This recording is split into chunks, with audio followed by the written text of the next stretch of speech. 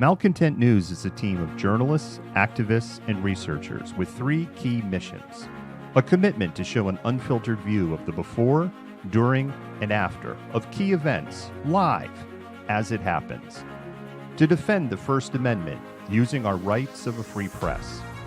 And to amplify the voices of underrepresented individuals including Black, Indigenous, persons of color, and the LGBTQIA+ community. Our team is committed to seeking equality for all and holding those in power accountable. The easiest way to support Malcontent News is to bookmark our website at malcontentnews.com, like and follow us on Facebook, subscribe to us on YouTube, and follow us on Twitter, TikTok, Twitch, Instagram, and in the Google News app. To provide financial support, you can become a patron, make a one-time donation through Venmo, or link your Twitch account to your Amazon Prime account and use your free subscription to subscribe to Malcontent News. Thank you for supporting independent journalism and for being a malcontent.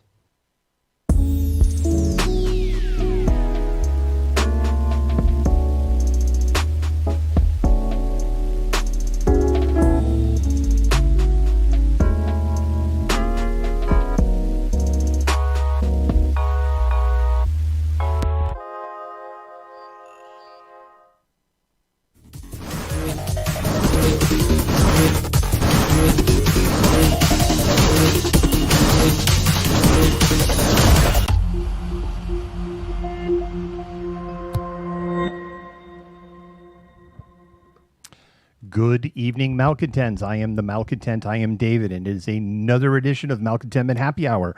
Today is Thursday, October 21, 2021. Kind of a cool date if you think about it, right? Hello, Wendy in Portland, and Lori and Sticky Bear. That's a new name. Haven't seen that one before. Kate Variable Door is in the house. We are assembling the team. We have a lot to cover tonight. Two big stories that we're covering tonight. We have Nicole Thomas Kennedy, candidate for Seattle City Attorney. We've got an interview that Renee Rackety did, and we will be airing both segments of that interview tonight. We've kept it down. It's about 2 10-minute sections. We'll have a little intermission between. We'll talk a little bit about that. I'm going to talk a little bit more about the Seattle race. And then we're going to talk about, if you didn't see what I wrote on Malcontent News yesterday, shame on you. You should be going to malcontentnews.com. And if you did see what I wrote yesterday, then you know what the other topic's going to be, which is people that have been following this. If you've been following this page all the way back to when COVID first arrived back in, March of 2020, I have an unfortunately good track record on I'm not going to use that expression because that's co-opting things. Trying to think of the right expression here of reading the lay of the land, of being able to sniff the air and look for the broken branch and go, oh, things are going that way. And I think things aren't going the way that we want them to. This is probably a good time for me to bring up that it is time to spam those hearts. Spam those hearts. Let those mods and admins know that you really appreciate all the hard work that they do. It also helps boost the signal in the Facebook algorithm. Remember, we all learned a couple of weeks ago that Facebook doesn't like the truth. If we were spouting a bunch of misinformation, we'd have a lot more eyeballs and a lot more amplification. So you got to mess with the Facebook AI, and we got to do it honest. If you're watching us on Twitch, you can use the emotes. If you're a Twitch subscriber, you can even use some of our special emotes. Twitter kind of screwed everybody over on Restream. This isn't directed at us. It's just in general. If you're watching us on Twitter, I would really encourage you, if you want to join the comet stream that you're seeing, you're going to have to go to some other channel. You're going to have to go. The easiest one to tell people to go to is malcontentnews.tv. That is the easiest one to tell people to go to. And that will take you right to our Twitch page. Even if you're on a mobile device, you don't need an account. You don't need the app. You can just watch on the web browser. And if you're watching us on YouTube, yeah, you could do what Wendy just did with just, get creative with the hearts. Get crazy with the cheese whiz. I want to open things up because I'm just letting the audience build. I know there's a fair number of people that are interested in this interview tonight. And so I'm just going to kind of let the audience build a little bit. There's mass shooting at Tacoma. Honestly, don't know a whole lot of details because the news broke on this at about 6 o'clock. All I know, eastern part of Tacoma, 4 people dead, 2 women, 2 men. The other thing just heard about, there is a significant fire that is in Bellevue. There are people that are reporting they heard numerous explosions going on. There is a Twitter thread that's available from the Bellevue Fire Department. First of all, contrary to all of the predictions of the end of the universe because of the COVID vaccine mandate, no, they're still firefighters and they're still doing their job and it's all good. There were explosions. They were propane tanks related to the fire on the outside of the building. They cooked off. They exploded. They made big, loud boom. Nobody hurt, nobody injured. The fire was at an industrial building, and there are some road closures in the areas of 26th and 132nd. I hope I got that address right. And so, Pam's back in the house. Yeah, Alec Baldwin. Yeah, we'll talk. I know people are reading the ticker. I love it when I know people are reading the ticker. Hey, Renee's here. And I think with everything, man, I just realized I'm crazy overexposed. Sometimes I just got to go like that to the camera. All right, when we're playing the video, I'm going to play around with the lighting. I just looked at my screen. I'm like, damn, I'm wicked overexposed. I don't know what that's up with that. All right. With that, I think we've kind of let audience build enough, and we're going to go ahead and I'm going to preface a couple of things before we run this interview. It's recorded interview. This interview was recorded before the race for the Seattle city attorney got really nasty, and it has gotten very nasty in the last couple of weeks. And this was recorded before all of the nastiness started blowing up. Seattle voters, first of all, only 42% of people participated in the primaries. So 58% of voters in the city of Seattle just need to STFU because you had a slate of candidates, especially for mayor. And 58% of you just said, whatever, I'm not doing this. You got no grounds to complain. If you didn't vote in the primary, you got no grounds to complain. The end. That's the way I feel. 42% was pathetic, especially considering everything that is going on in the city of Seattle and how important to the future of Seattle these races are. There is a drug crisis. There is a crisis of the unhomed that is basically enriching a number of nonprofits and organizations by maintaining the status quo without actually solving the problem. And I haven't said this in a long time. There is enough dollars. It's not a money problem. Between public and private investment, $1 billion a year with a B. Almost $85,000 to $90,000 per unhomed person a year. There should not be a single unhomed person in Seattle, but that's where we're at. And if you've been watching me, you know I've been saying this. I've been saying that for 4 years. I just been do something. So the next thing you have is the contract with the City of Seattle Police is up for negotiation next year. So that was really important for the mayor race in particular and the Seattle City Attorney's Office. There is a lot that is going to shape the direction of Seattle from a development standpoint, from a housing standpoint, I say this real loosely because I'm very pro defund, a law and order standpoint. I am not using those words in the way that they have been co-opted. I am using those words in the way those words were originally meant to be used. And I don't mean that in the shades of white nationalist overtones either. Like, there's no better word at the moment than that. Big, long explanation of what's coming up, what we're playing here next. This interview was recorded before before people realized some of the Twitter history from Nicole Thomas Kennedy. So questions are not asked. The last thing I will say is we have reached out to Ann Davison. We have let her know. We have interviewed. We are airing an interview. We believe in equal time. I literally wrote in the letter, a functional democracy begs to provide equal time to all candidates. And as we have told other candidates, they're going to get a fair approach. That, it's not going to be a hit piece. Anybody can watch our mayoral interviews and see we gave everybody a fair shake, asked them the same questions, and we would do the same thing if Ms. Davison will come on the show. Okay, so that's all of the preamble. I think those points were important. We're going to play part one. You can light up the comments. The other. See, this is where I get confused. In here, the cameras are not. The cameras are backwards. In the studio, the cameras are, or I should say, the monitor screen is backwards. In the studio, in Studio 2, all of the monitors are true to life. So here I have to remember I've got to do it backwards. And this is why I have this sometimes I'm pointing the wrong way. So I have to point opposite way in here.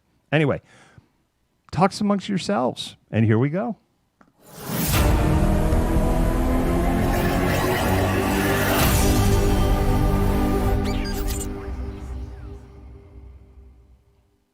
Thank you so much, Nicole, for joining us today on Malcontent News. I know our viewers are very interested to hear your opinions on a variety of issues facing them at the ballot booth, or in this case, at home, filling out their ballot. Yeah, happy to be here. So, obviously, you've lived in Seattle now for a while. You're lived here 25 years. You've attended both Seattle Central, University of Washington. You got your law degree at Seattle University. You're raising a family here. Why did you choose the Seattle City Attorney race versus any other to, seek election? I chose the Seattle City Attorney race because I am an attorney and that's what I like to do. I don't know that I've definitely never considered running for any other office. I don't really think of myself as a politician. So I like the specificity of what the city attorney does. It's very, obviously like legal based, but also I was a public defender and I saw for the criminal division, in any case, I saw what the city attorney was doing for misdemeanors in the city. And I thought it was disturbing and that I could do a much better job on that. One thing that a lot of your opponent supporters have mentioned to me is that they do believe that you want to eliminate the criminal division of the city attorney's office. Is that your goal, to end prosecution of all crime in the city of Seattle? There's a couple things before we get to that. First, the city of Seattle only prosecutes misdemeanors, and misdemeanors are by definition the lowest level of crimes. So even though some misdemeanors have scary names like assault, it is the lowest. It's not that it doesn't matter, but it is the least serious assault that we're talking about. Most of the crimes that are in the city attorney's office are what they call civility crimes, things like trespassing. There's a lot of low level and petty theft. Ultimately, I would like to live in a city and a world where we don't have to have this system. Lots of policing, prosecution for petty crime, things of that nature. We don't live there right now. So while I think that there are some prosecutions that we don't need to be pursuing, there's just much, much, much better ways that are more efficient, cheaper, and will be more deterrent than prosecuting.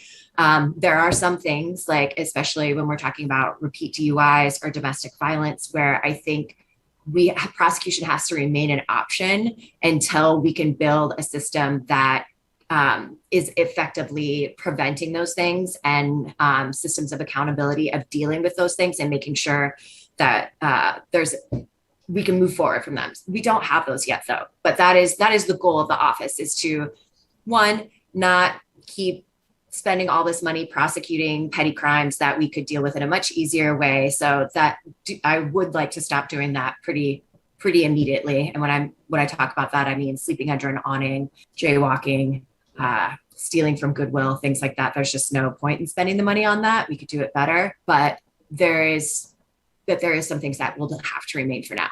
But, ideally, I would like to be preventing most of this stuff so we don't have to be dealing with things this way. The Bias Crimes Unit of the Seattle Police Department has reported that there were 153 bias crimes based on race, ethnicity, or ancestry, 22 based on sexual orientation, and 13 based on gender or gender identity.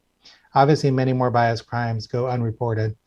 Do you believe this is a concern? And if so, how can the city attorney's office help to address this issue? Well, first of all, I would say crimes based on those protected classes that you're talking about are felonies. They're not misdemeanors. So there is that block there of like, I can't really do anything about, if I was city attorney, I wouldn't be able to do anything about those things anyway, because they would be in the purview of the county prosecutor since they're felonies. But I do think that the more we do build community, really lessen desperation in our communities, I think those are the things that are going to result in less violent crime overall. Also, there's been lots of studies, or there's been in other cities like Boston and Baltimore, where they stopped pursuing a lot of low-level crimes. And what they saw was an overall drop in crime, even the more serious violent crime. So I think while I wouldn't be dealing with those directly, I think the idea of community building and building up other supports and services would drop crime overall. But yeah, I wouldn't have the authority to prosecute those if I was in the city attorney's office. Now, the city, like most municipalities, of equal size, are facing an opioid crisis at the moment on its streets. We also see people high on stimulants walking around in our neighborhoods. If you favor ending the war on drugs, are you also giving up on addressing the problem? I mean, I think the problem with the war on drugs is it's not addressing the problem. We're funneling billions of dollars into police and prisons over the war on drugs, but addiction is a medical issue. It's a healthcare issue. The war on drugs has been going for most of the time that I've been alive. And I think maybe all of it, but it's not worked. It's not an effective way of doing, like, we have more people addicted now to drugs than we did when the war on drugs started. So I would like to see some solutions to the problem, and locking people up and punishing people for it is not working. So we really need to look towards other models, which is like a health-based model, a community-based model where we foster a connection and healing and helping people work through trauma. But really, this is a medical problem. We need money and resources to deal with, but instead we've been spending billions on cops and prisons, and it hasn't worked. Ending the war on drugs is not about ignoring our problems. It's about facing what they actually are and what is actually going to work. Now, likewise, we've seen an explosion of mental health cases in our courts. And in Seattle, we do have the mental health court, which is a voluntary program where defendants can seek deferred prosecution for crimes stemming from any type of mental illness. Would you support programs like this as a city attorney? I don't think mental health court is really that effective. Personally, very few people actually get through mental health court. I think that if we're going to do diversionary programs where if someone's trying to get help and is volunteering to get help, I don't think we need to have a judge and a bunch of lawyers there to oversee that. Again, it's a healthcare problem, and we're spending all this money on lawyers. Like, lawyers are not qualified for these problems, and it would be so much less expensive to have a diversionary program that's a pre-prosecution program where when people are voluntary and they want to engage with these services, like we don't have to hold a charge over their head to get them to do that. We can provide those services. We can hook people up with those services without spending millions and millions on courts and lawyers for that. Now, domestic violence remains a concern that affects households of all socioeconomic classes, all backgrounds and neighborhoods. However, we see poorer families that are stuck in a crisis situation due to a lack of financial resources and other support. What will you do as the city attorney to aid victims of domestic violence? I mean, this is one of the most important questions, I think, because first, there's a lot of domestic violence that's not reported for a lot of reasons. For a lot of reasons, people don't feel comfortable going to the police, or that's not an option for them. Also, some of the behaviors that are in a pattern of abuse or a control for domestic violence aren't necessarily illegal. There's a whole pattern of, isolation, and not giving access to money or things like that have this whole that form this whole wheel of control around domestic violence. And so what we're seeing is a lot of people that just don't have access to any sort of system that can help them. And I think that's especially evident when we're talking about people that don't have financial circumstance, where their financial circumstances aren't super easy to begin with. It's really hard for people to leave those situations when they don't have anywhere to go, when they don't, when they can't support themselves or their children for all kinds of reasons. And so I think if we're going to really look at being able to assist as many people as possible, I think the criminal legal system, especially in the misdemeanor system, is not always the best system to deal with those things, because we're really talking about one incident as opposed to the whole cycle of abuse. While there are times when prosecution might be the last resort or the only option or the best option, it needs to remain an option for now. But really, when we're talking about survivors, we need to be taking into account what they have been saying for years that they want, which is access to resources, housing, transportation, childcare. We don't need to spend so much money on putting someone temporarily in jail, especially for misdemeanors. Everyone's getting out of jail in less than a year. The maximum sentence is less than a year. So what are we doing to ensure survivors' safety after that? And I think that's what we really need to be focusing the resources of the office on. And really when we're talking about domestic violence and wanting to actually be of assistance in generating safety and healing for survivors, we need to be talking about what they actually want. And by and large, most of them don't want more incarceration. All right. That's the end of part 1 of the interview. There is a part 2.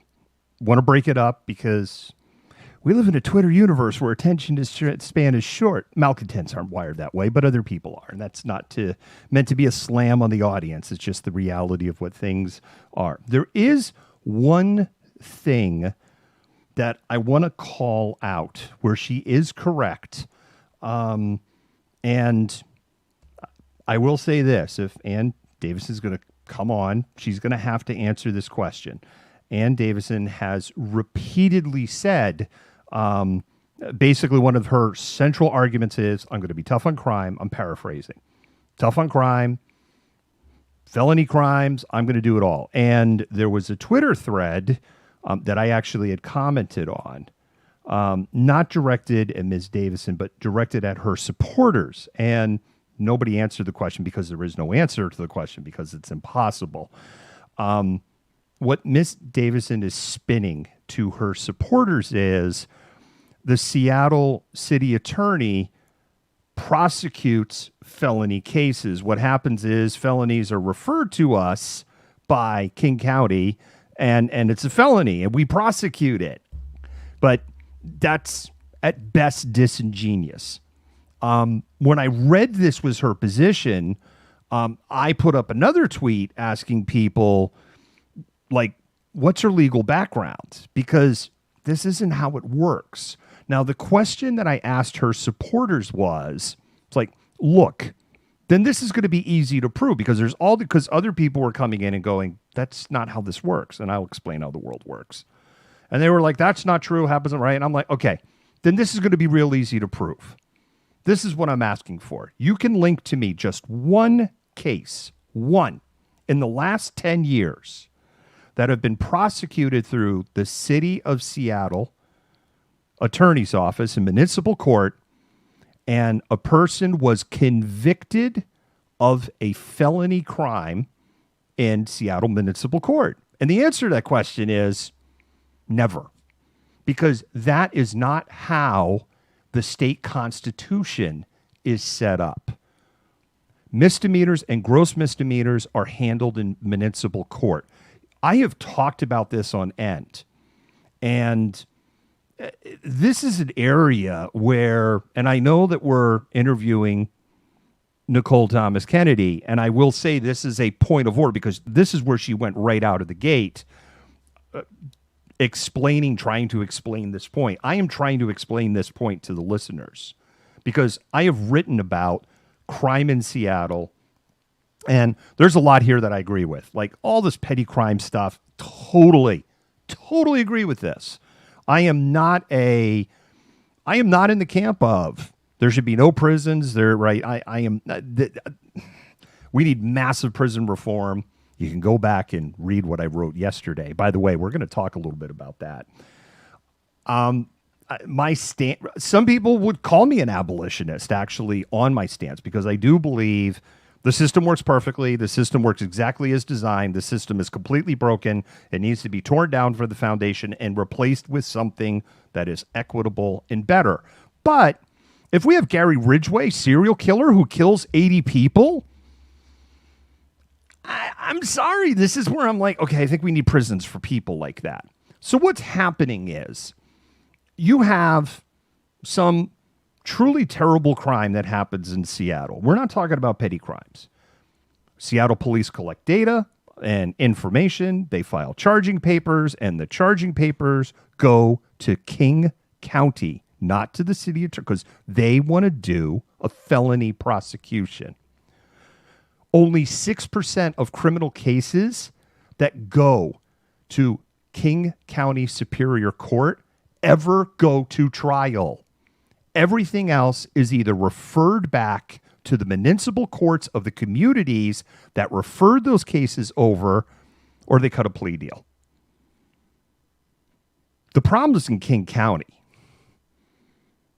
And everybody's focusing their anger on the wrong thing. I was saying this 2 years ago. People were listening to me 2 years ago, and I've put up slides, I've put up charts, we've done videos. And then what happens is King County looks at it and goes, Now, it's not always because King County prosecutors are like, yeah, we don't want to do this. This isn't our job. Part of the issue is it is incumbent upon police investigators to, if they're going to file felony charges, to give them felony grade evidence. And one of the things that city of Seattle attorneys were complaining about and King County prosecutors were complaining about in 2020 is that Seattle police were filing all of these charges on protesters, some of them felonies, and people were, why'd you let them go after 48 hours? Because it's like, there's no evidence. SPD didn't give us any evidence. And then SPD is like, okay, we'll get evidence to you. So there's still hundreds of people that have potential crimes hanging over their head.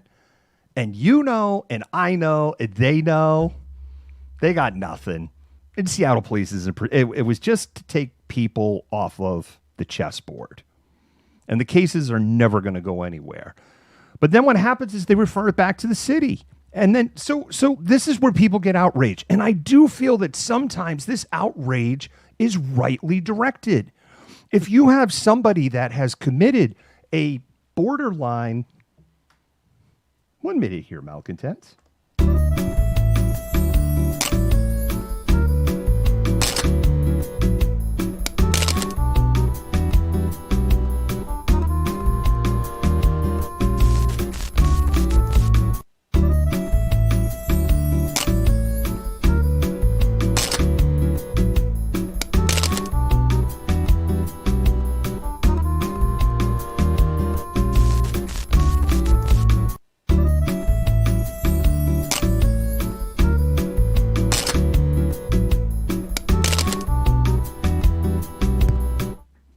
That was a Dr. Mrs. Malcontent break. So anyway, we're back. There are some situations where I think the citizens of Seattle are rightly upset. There's stuff, it's a borderline first degree assault in the state of Washington is called attempted murder in a lot of other states, right? It's borderline first degree assault. King County kicks it back down to Seattle. The only option that the municipal court has is fourth degree assault. You can get fourth degree assault essentially just shoving someone. That's fourth degree assault. So you go from, and this is why these things happen, where it's like, this person's been in and out of the system multiple times. They've bashed in people's heads. They've broken bones, and they just keep getting fourth degree assault charges. Why? Because the prosecutor's office at municipal level has no power to prosecute a felony. The end. And they can't charge a felony. And if you want to change that, you have to change the state constitution. Good luck doing that. There's still part two. And now that we've had that intermission, because I was actually going to run a commercial, but you all had I'll be back in a minute. So we're just going to go ahead and roll part two. Or not. We'll get back to that later.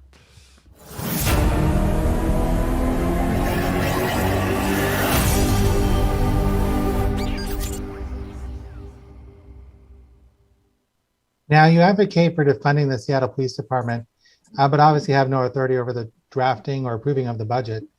Why then should voters consider this as a serious campaign proposal? Defunding the police, right? It's something that I cannot do myself, but it is a framework for how to look at where we need to be going. So first, I think that there are some things that I'm not going to prosecute. I'm not going to prosecute consensual sex work at all. And so we have a vice squad that spends untold thousands of dollars on sting operations that if there's not going to be an outcome for them, we don't need to spend that money anymore. But there's also the idea behind defunding the police. I mean, defund the police is like the short slogan, but defunding the police is about reinvesting in community and building up community safety programs. So that's what I'm going to be looking to do is like the criminal division, there is like, a few $1 million there that can be reinvested into the community to build up community safety and support programs. And that's what I would be looking to do because yes, I cannot. The Seattle Community Police Commission has stated that 4 years after its adoption, the accountability ordinance has yet to be fully implemented. They say that 32 of the most critical police disciplinary reforms have yet to be addressed. Do you support this view and how will you address their concerns? If elected? There are certain people that have like more agency in that situation than others, but I think the most important thing that's coming up is there's going to be contract negotiations. The new police contract is going to be negotiated next year. And I think like when we're talking about the things that the Community Police Commission is asking for, yes, they've been asking for those things for years. And those were things that were bargained away during the last negotiations, and they need to be in the contract. And I think that we are in a different place as a city today than we were 4 years ago. And I think it's extremely important when having someone that's going to be serious about negotiating that contract and not giving in to everything that's been desired, because that's kind of what happened last time. There was a really big giveaway on a whole lot of things. And the Community Police Commission has been very vocal about what didn't get in there, as was Judge Robart, and so I think, yes, I take those things very seriously. I think that measures that don't expand the budget has already expanded so much. Measures that don't expand the budget and that can be very effective, are the most important things to be focusing on. So yeah, I 100% support efforts towards holding police accountable as we build up systems so we don't need them so much anymore. Now, your campaign platform includes your support for the Green New Deal. Mm-hmm. How would the choice of city attorney help the city address the looming environmental crisis? I think the city attorney is tasked with defending ordinances that the city council passes. And one of the most important things that they passed is progressive taxation. The Jumpstart tax, which is going to fund the Green New Deal. I think Pete Holmes' office has done a great job of defending that so far. But whatever progressive taxation that they can pass, it will be up to the city attorney to defend that as aggressively as possible. So that's one thing. The other thing is the city attorney directs all of the litigation for the city, whether defense or proactive. And so the city has the ability to go after fossil fuel companies that have knowingly created this climate crisis. And that's something that we can do. And I would be excited to do that, because as we move forward, I mean, the climate crisis is already here. You know, we all went through the heat dome and the wildfires every summer now. You know, there's already pieces of infrastructure that taxpayers are paying for just so we can survive. It shouldn't be taxpayers that are paying for those things. It should be the companies that knowingly cause the damage. So what are your proposals to address the crisis of homelessness and the houseless population in Seattle? I mean, I think the first thing that could be done is we could stop making people homeless by shoving them through the jail over petty crimes. I had a lot of clients as a public defender that became homeless because they could not pay bail. I think the other thing that like the city attorney can do is really work with the city council to repeal exclusionary zoning laws that prevent us from building affordable housing. It needs to be attacked from a lot of different sides. And I think the sweeps are really damaging. And I've talked to a lot of different community groups, and, you know, I've done mutual aid myself. I've been to some of the sweeps. I think there's an idea that sweeps are happening and people are just refusing services. And that's not really the case. A lot of time people aren't receiving offers for anything. And a lot of their things are just being thrown away. So they kind of have to start over getting basic survival supplies. So that's damaging and expensive. And it's already cost the city in litigation as well. There has been successful lawsuits over the sweeps. What we need to be doing is really focusing on what transitionary housing can we build. So whether that's tiny house villages, whether we have legalized encampments that are serviced by the city, those are options until we can get people into permanent housing. Because I really think this idea of just like shuffling people, I mean, congregate shelters we can't do right now. And you know what? They were never that great anyway. But really getting people into something transitionary and then moving them into some permanent affordable housing. Because also the issue is, you know, you can offer someone a hotel voucher for 2 weeks, but then what's going to happen to them after that? You know what I mean? They're going to, like, all their stuff is like, they can't take their stuff with them necessarily. They can't take everything with them. So their stuff's going to be gone. I mean, there's just like a lot of different considerations. And I think we need to get serious about the problem, and the idea that we can jail our way out of it or sweep our way out of it is absurd. I heard you say that the legal system is not broken, but working as designed. You go on to say that while working as a public defender, that you came to believe that even in liberal Seattle, that the system is so much worse than you imagined. Can you elaborate on that for our viewers? I thought that I was prepared for what I was going to see before I became a public defender. And especially when I went to Seattle Municipal Court, it was such an eye-opening experience because it was just so much more tragic than I thought. I really did not think that people in Seattle were being prosecuted for stealing flip-flops from Goodwill or a deodorant from Target, but that's what I was seeing. And the reality was that Black people were there 5 times more often than white people in proportion to their population, and Indigenous people 6 times more.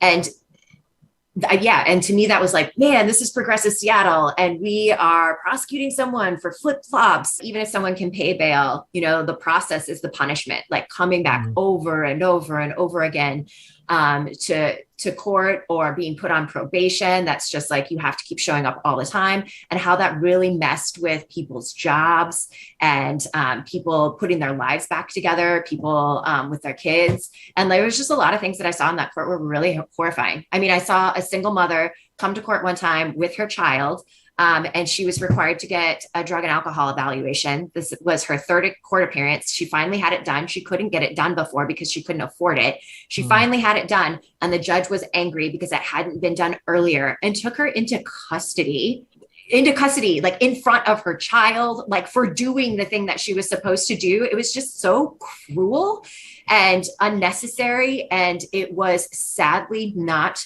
uncommon. The system was built to disappear the disabled, BIPOC, and the poor. And that's exactly what I saw happening at Seattle Municipal Court. Finally, I want to give you an opportunity to tell the voters why they should vote for you. I think voters should vote for me because I have the experience needed in order to turn the ship around and right the ship at where we really should be going in terms of the criminal system. I have worked inside of it. I have seen what happens. As a public defender, I got to know my clients and their families and their living situations. And I saw the destruction that it wreaked on communities. So I think that's one of the best reasons to vote for me would be that experience that I have. I also think that what people really want in Seattle is a more equitable city. And when we have policies and processes and litigation that focus on helping the most vulnerable, that's how we're going to get ourselves out of the crisis that we're in. We're seeing a huge poverty crisis, crisis of people being unsheltered. And part of that is not focusing on the people who are most vulnerable. And so really turning to focus on what can we do for people to become self-reliant, to be able to support themselves, to be able to address their own problems and to get the help that they need to flourish in their lives. I think that's the thing that's going to really push us forward as a city and be the city that we really want. Because what I'm suggesting, I think sometimes is what people think is already happening, but it's not. Like I said, we can't prosecute our way out of poverty. We cannot jail our way into mental health, and we can't punish our way out of addiction. So we need to take some really common sense steps towards solving those problems. And that's what I'd like to do. Thank you, Nicole Thomas, Kennedy, for joining us today. I think you really gave our viewers a big sense of where you are on a variety of issues. Again, thank you very much. Yeah, thank you for having me. All right, and there we go. And that is our interview. It looks like watching your comments go by that overall the feeling here is very positive. I want to talk about Renee always does great interviews. I want to go ahead and pull this up. This was brought to my attention right before airtime. Otherwise, we would have had this up as a little bit more of a slide. So apparently this is a mailer that has gone out that are landing in people's mailboxes today. And I saw some people in comments that are like, I'm getting this mailer. I want to point something out. The first thing is Ann Davison did not authorize this ad. That's what it says right there. But I do want to play a game that's called Follow the Money. So who's John Goodman? Well, John Goodman is a big real estate developer in the Seattle area, a developer, owner, etc. Steve Gordon, same thing. Vulcan, yeah, they own South Lake Union. They own huge developments. Saltchuck Resources is a maritime company. And then Junith Runstad, real estate law and real estate. Follow the money, y'all. The other thing I want to kind of point out is when you look at the money that is pouring into the mayoral races, Bruce Harrell is getting a ton of money from people in real estate. There's a reason that I bring this up. There is a complaint across the political spectrum from as far left as you can get to the pretty far right that real estate is out of control. It is unaffordable. You cannot afford to live in Seattle. Gentrification, it is only getting worse. There are people that we know from the left and the right that are like, that's it. I'm leaving you nut meats because it's too expensive to live here. Why is it that the real estate community, the people that are benefiting from the status quo, want to smother some of the candidates that will come into office and potentially reshape things that we have in Seattle? We asked every mayoral candidate about the housing crisis. Every mayoral candidate vowed that they would change zoning in the city of Seattle. And remember, the city attorney, it's not just civil and it's not just criminal. And this is something that Nicole Thomas Kennedy has brought up, right? That there is a civil side to the job, which is actually probably in a lot of ways more of the bigger and more critical part of the job. and there is the criminal side of the job. So my ask is, when you're looking at candidates, you should follow the money. And when I see this and who paid for it, first of all, I mean, Vulcan paid for this. That to me in itself is just shocking. I don't think if Steve Allen was still alive today, he would approve of Vulcan and his money being used this way. Maybe I'm wrong. I have a hard time believing, if he was still alive, that this would float. A lot of real estate dollars there.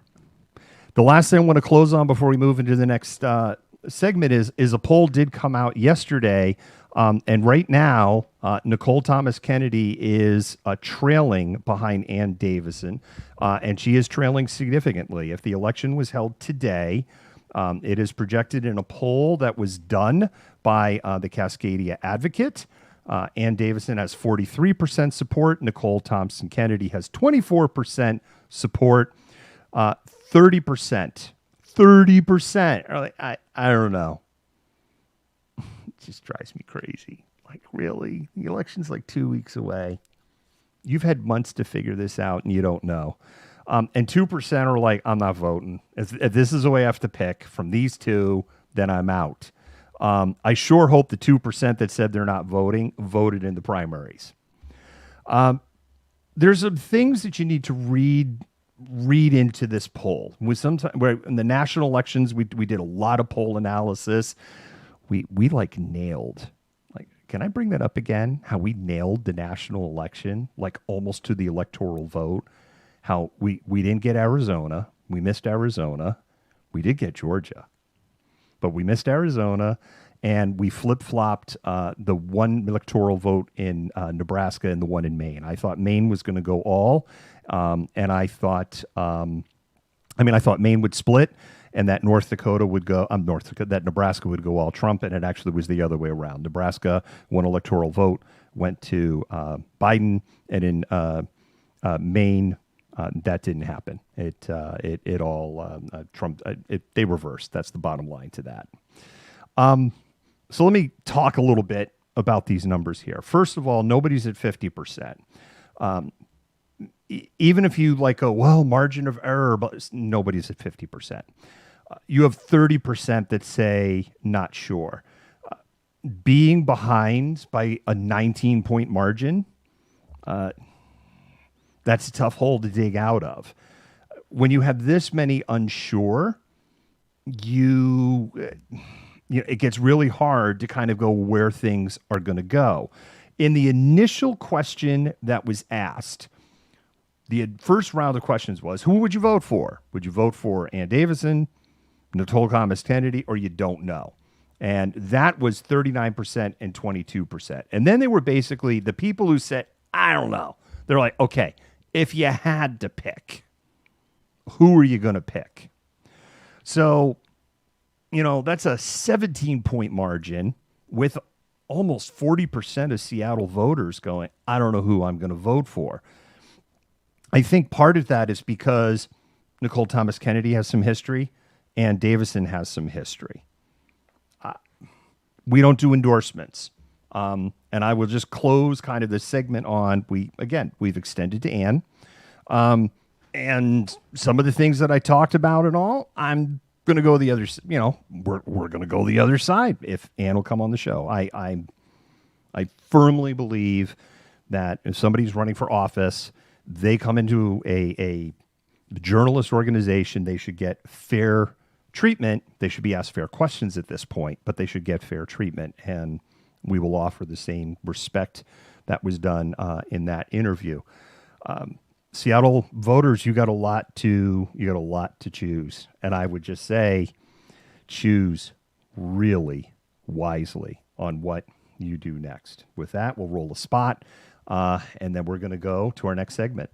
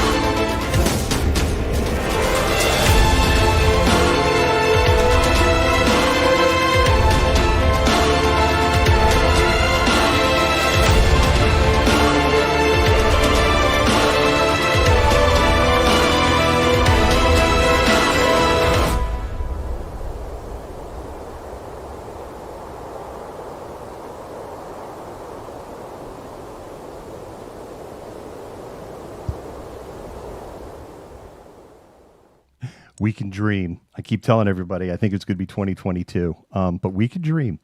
Thank you. I definitely, I think it's like probably our best work. As a matter of fact, I keep telling myself we need to change the sizzle to make this like our sizzle reel on our website.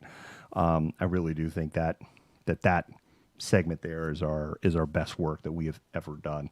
All right, let's talk about the next big story here. The next big story was written about yesterday. Our COVID update was really late coming out yesterday. And I have been watching what's going on in the UK and the data that is coming out of there. And back in July is when we had heard about Delta Plus. That's the first time that we had heard about Delta A4.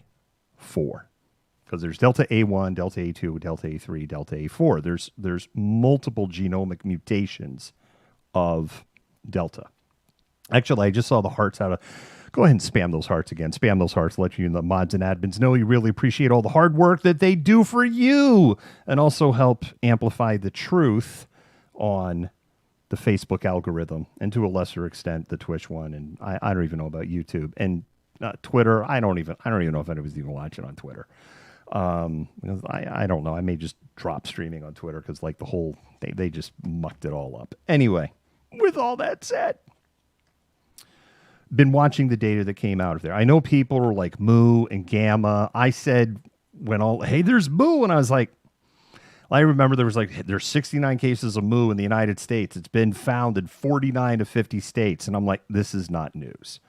And the reason I felt this wasn't news is because the R naught, how well it can transmit of Mu, was very, very low.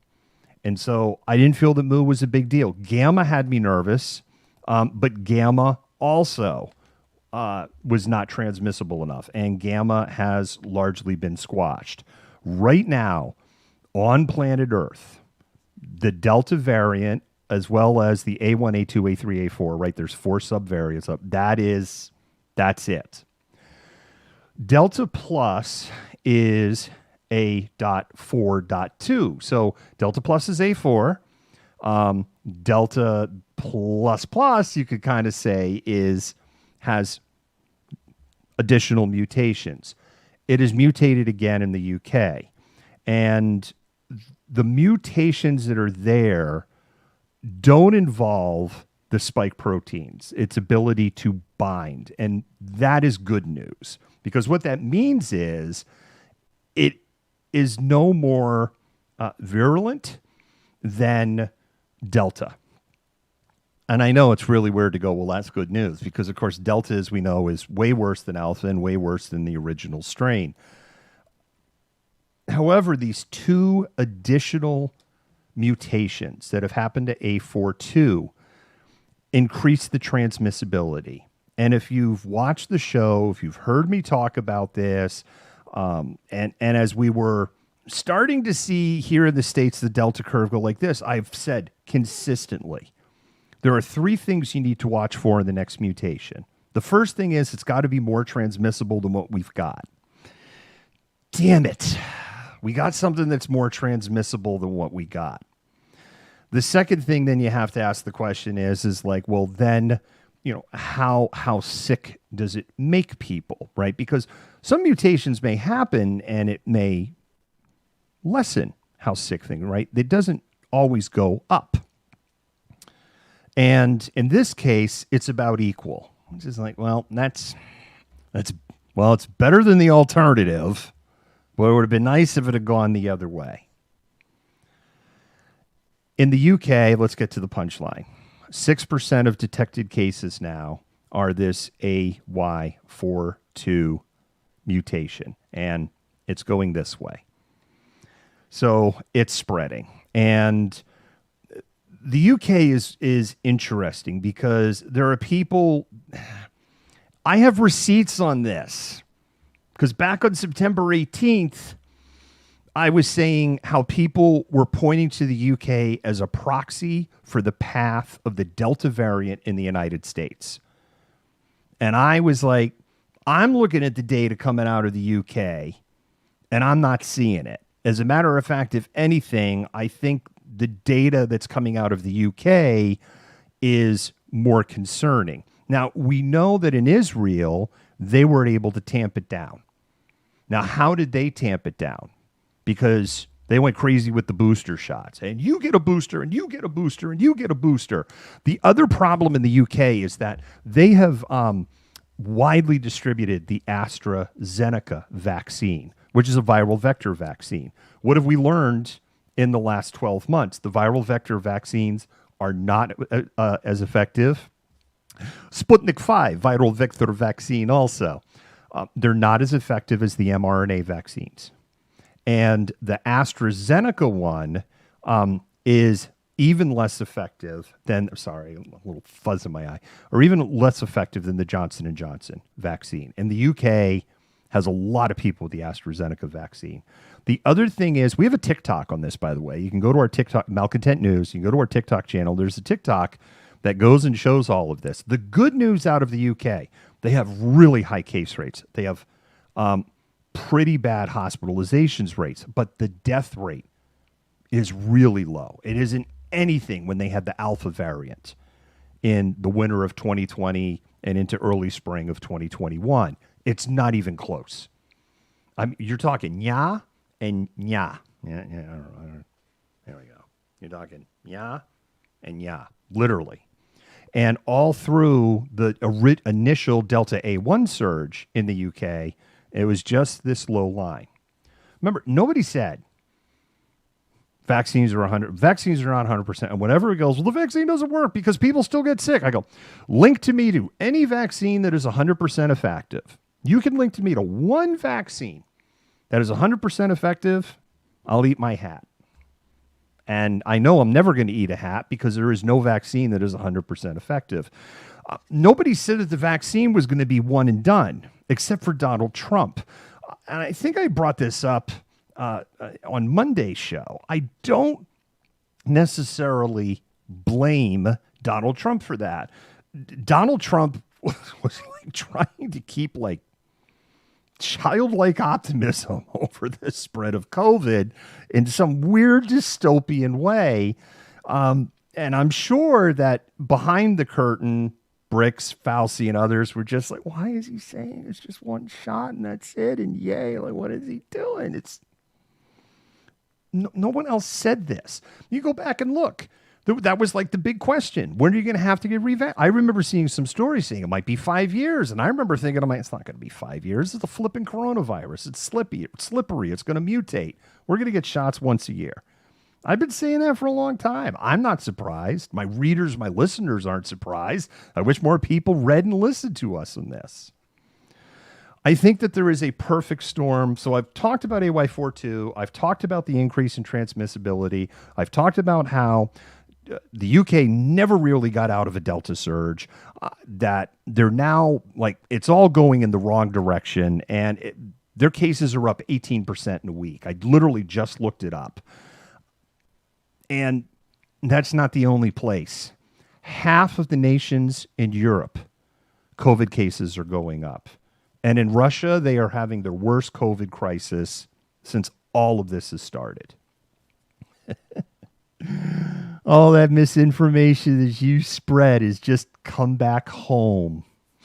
I have some weird satisfaction in that. Vlad the Impaler is going to have to make some really tough decisions on what to do. Who's an egomaniac? He's an egomaniac. What? Who are we talking about? I don't know. I apparently missed something. I came into the comments and I hope it's not me. I'm not an egomaniac. I have a fragile ego. So we have this. Here's the next thing that's going on. We're weeks away from the holiday season, right? Everybody's going to go over the river and through the woods and go see grandma. Heck, I wrote last week, CDC says it's okay. CDC says it's okay. We shared the news. CDC says if you're vaccinated, go see family. If you're around people who are immunocompromised, you should probably wear a mask. If you're around people and you don't know if they're vaccinated or not, you should probably wear a mask. If you're in a indoor, really crowded setting with bad air circulation, you should probably wear a mask. Otherwise, go travel, be happy, right? We have all the holiday travel. And there are people that have pushed it off twice now. They're not going to do it again. They're not. They're just not. The next thing that you have in this is we're opening up the land border. I am not suggesting we close our borders with Mexico and Canada, but our land borders have been very restricted between Mexico and Canada, and they are opening up on November 8th. What this will allow is if somebody wants to visit the United States, but they're in a country that we have a travel ban, they could fly to Toronto or Vancouver and drive across the border or take a bus across the border or walk across the border at a designated place. Because they're crossing at a land crossing, they're in. If they have other issues, now they still have to provide proof of vaccination. That's part of crossing the land order. But if they have a vaccine that is recognized by the U.S. government, they're in. And you're going to have people who are going to be traveling internationally and back and forth. And so what do we got? We got a new variant that has a higher transmissibility level than Delta, which means that this is the first one that's popped up. This one emerged in July, and now it's starting to grow. And that's like number one, and it's not good. The next thing you have major outbreak happening in the UK. You have growing cases in half the countries in Europe, particularly Turkey, and Russia is like the UK. It's a dumpster fire. You have the holiday season coming up, and then to just throw all of this on top of that, we have the land borders that are going to be opening up. And you have a population that is starting to move into we won posture again, like we did at the end of June. And the last part of this, you just had people who were fed up with it. They're just over it. They're over COVID. They're just done. And then the last thing is we have a population that as we start getting towards the end of the year, we start getting into January, we're going to have more and more people that were vaccinated 7 months ago, 8 months ago, 10 months ago. And the data that we're having is you need to get the boosters. And the last part of this is there were multiple reports that the FDA is having serious discussions about lowering the age for booster shots for people who got Pfizer and Moderna from 65 to 40 years old. Under the umbrella of they are seeing more middle-aged people that are vaccinated and having breakthrough cases and ending up hospitalized. I'm not seeing that in Washington state data, but we are overall a much more vaccinated state than many other states in the country. But I'm not seeing that in the Washington state data. Definitely seeing that younger people are in the hospital, but those are unvaccinated. The breakthrough cases that we are continuing to see in Washington state are immunocompromised, people with really, really high exposure, or over, in particular, 70 years old. And those were the breakthrough cases are. And to me, this was the red flag. And if you go back to July, for me, the red flag, because what was happening in July? Well, Delta was raging in India. Absolutely out of control in India. And then all of a sudden, Steve Scalise, Mitch McConnell, Sean Hannity on Fox. You need to go get vaxxed. This is not a political issue. Stop politicizing it. Look, I'm Steve Scalise. I'm telling you, go get here. I'm going to show you. Here I am getting vaxxed. You need to do what I'm doing right now. And I started telling people they know something. They've been told something. There is no way they would have done 180 on their position and start telling their constituents and Because remember, Scalise is the minority whip. Isn't that wonderful to be able to call him that? And McConnell is the minority leader of the Senate. Love it. And all of a sudden, you have the two leaders that have been. McConnell was soft on it. McConnell's not like, because McConnell had polio and he's suffering from the impacts of polio. So there you go with that. So you've got a big, long build up to this. Here's the bottom line. I think we got another surge coming. I think the surge is going to start around January of 2022. And I think it's going to suck. And that's what I think. And what do I think that surge is? Oh my God, Courtney's on here. I was like, I haven't seen Courtney in forever. I'm like, what the heck? And Arky is on here. We are here. Arky, I am so glad We is here. Haven't seen We's name on here in a long time. Okay. I don't think that we're going to see what we saw in Delta. I think that this is going to be hotspots, and it's going to be in the unvaccinated areas, and it's going to be in the areas where people are resistant or don't have access to boosters, and that's where I think it's going to be hit. I don't think the southern states are going to have it as bad, not because that they have great vaccination rates or good political leaders that are going to guide them through another crisis. It's because this is going to happen in January and February when the weather is cooler in their area and people are more outside. They're not as dependent on air conditioning.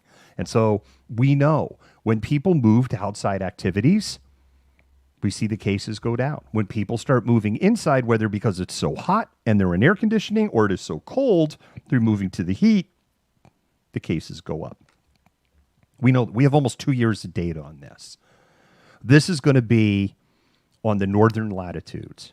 It's going to hit the elderly because we know that looking at the British data. It's going to hit the immunocompromised. It doesn't look like it's going to hit the kids any harder than Delta is hitting.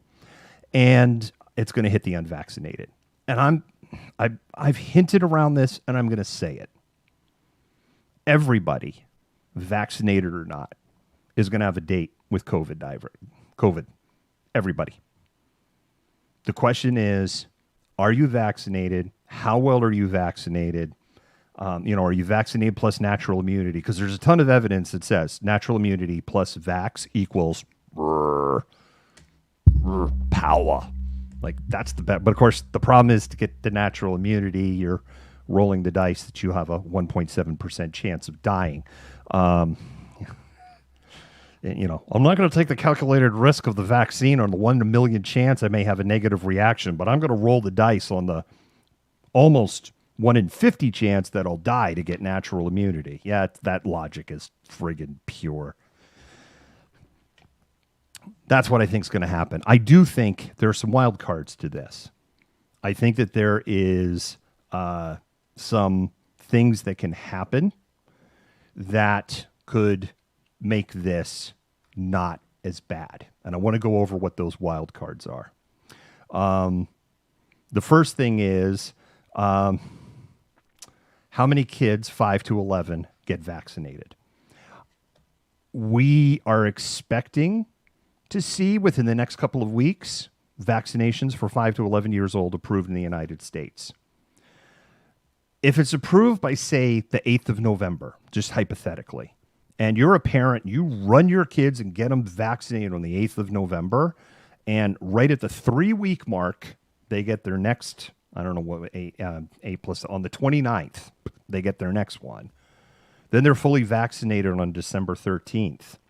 So I don't think vaccinating 5 to 11 years old is going to help a lot, because the timing isn't going to line up to what I am believing will be the next surge. And I think there's going to be a lot of resistance. I think there's going to be a lot of resistance, even from people, even from people that are like, fine, I'm crossing the line from the vaccine hesitancy crowd. I just think there's going to be a lot of resistance, and it's going to be very, very hard to overcome that resistance. The next wild card is this antiviral drug from Merck. Will it be approved by the end of the year? Will they be able to produce it in volume for wide distribution as we go into January? If that happens, that's a game changer. And then the other is it as effective in mass distribution as it's been in phase 3 trials? If this cuts hospitalizations by 48% and death by 50%, that's a game changer. I mean, that's like almost like, here's our ticket back to normal. That is a game changer. The third thing is the booster shots. If FDA approved boosters to people 40 years old and up, I think that's a game changer. I think that helps. If I were calling the shots, I would have gone back to what Biden wanted to do in the first place, which was boosters for all. If I were calling the shots, that's what I would do. I would look at Israel and go, well, Israel figured it out. If you're over 18, you get a booster. Or I think they didn't do 18. I think they went to like 30. But that's what I would do. I would just but I'm not in charge. But that's what I would do. The next wild card's a weird one, which is weather. It's the weather. If we have a lot of severe weather, particularly over Thanksgiving week and then again during Christmas week, and this causes chaos and cancels flights and traps people, I think that helps. I think that's a help because I think that limits people moving around and getting to where they want to go. And another thing that we've learned, and we can look at New Orleans and the hurricane that came there, right? Because what was the big concern, including my concern? You're going to have all these people in shelters. You got a bunch of people from Louisiana that don't believe in vax. They don't believe in and guess what? They all wore masks in the shelters. Like we saw the pictures. They masked. They were cooperative. We as a species are really interesting. When there is a crisis, when there's kind of a disaster and this becomes like a shared experience, we stop being assholes for the most part. And we just start like, okay, I got to be a team player. I may not agree with it, but I get it. Fine, I'm going to do it. I'm going to be a team player. And so I think we could potentially get that. Now, the last wild card is the flu, influenza. There's a lot of predictions that we're going to have a very, very bad flu season because this year people aren't going to be wearing masks. Masks are more about keeping you from spreading than from you catching. I wish people flipping understood that. So much disinformation out there on that point. And COVID is aerosolized. Flu is not. Flu is in droplets. Initially, they thought people, old school malcontents, you remember? But back in March of 2020, and I was like, there's this study that's come out of China and the University of Nebraska that says it's aerosolized. And I think this is behaving like it's aerosolized. And I've talked to people who are doctors who say this is behaving like it's aerosolized. And I got roasted. You're scaring people. Oh, no, it's aerosolized. It's like, it's not like the flu. I was wearing a mask before they said wear a mask. Dr. and Mrs. Malcontent and I wore N95 masks when we flew to Namibia in early February. Nobody was telling us to wear them. And we actually weren't the only people on the plane. There were a few people. We didn't wear them in the airport, but we did wear them on the plane. I didn't sleep with it on. It was like impossible to sleep with it on. I mean, the point is we were taking these precautions out of the gate. Flu can work one of two ways. If we have a really bad flu season and a bunch of people are homesick, that's actually a good thing. Because if people are home and they're sick with a wicked flu, right? It's not a mild flu, it's a mean flu, right? Because what do you do with the mild flu? You take a handful of Dayquil and you soldier through the day because that's the American way. Because I don't get sick pay. Because that's the American way. But if it's the real gnarly flu, you're not going to, and the handful of Dayquil is like, yeah, you can take all the red pills you want, buddy. It ain't happening. Your happy ass is sick in bed today. If it's the gnarly flu, that's going to isolate people, ironically.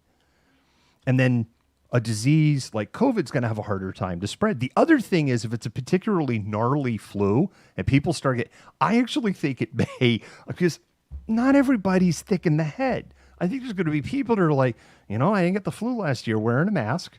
Flu's going around. You know what? I'll go to the grocery store. I'm going to wear a mask because you know what? I don't like getting the flu. Getting the flu and a cold sucks. I didn't get a flu or cold last year. I guess I'm going to wear a mask. Some people are going to make that connection. However, it could work the other way. And what could happen is we have a lot of flu going around. You could have people that are going, it's not COVID. It's the flu. I got the flu. It's not COVID. Can you smell and taste? You flu. Everything tastes bland when you got the flu. It's flu. Because particularly if somebody's really sick, they don't want to think about the alternative. And then they take the handful of Dayquil and go soldiering through the day. And so it could work the opposite way. That's why I say they're wild cards. What can we do? Right? All right. I've given you my prediction. I've built my case on why I think there's going to be a surge. I have explained. And then, let me back up before what we can do. Let's talk about the Pacific Northwest.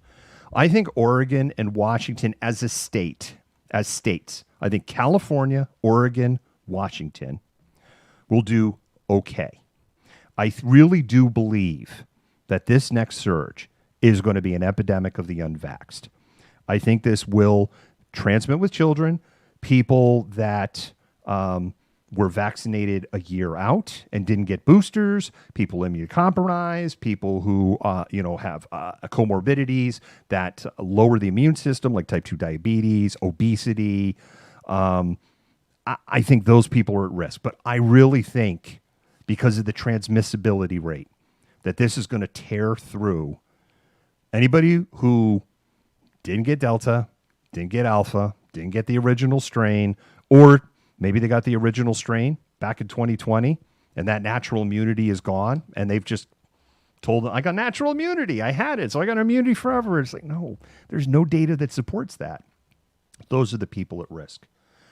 I look at states like Idaho, Montana, Wyoming, and what I could see happening in those states is like the last time I looked at Idaho's data, they were starting to plateau.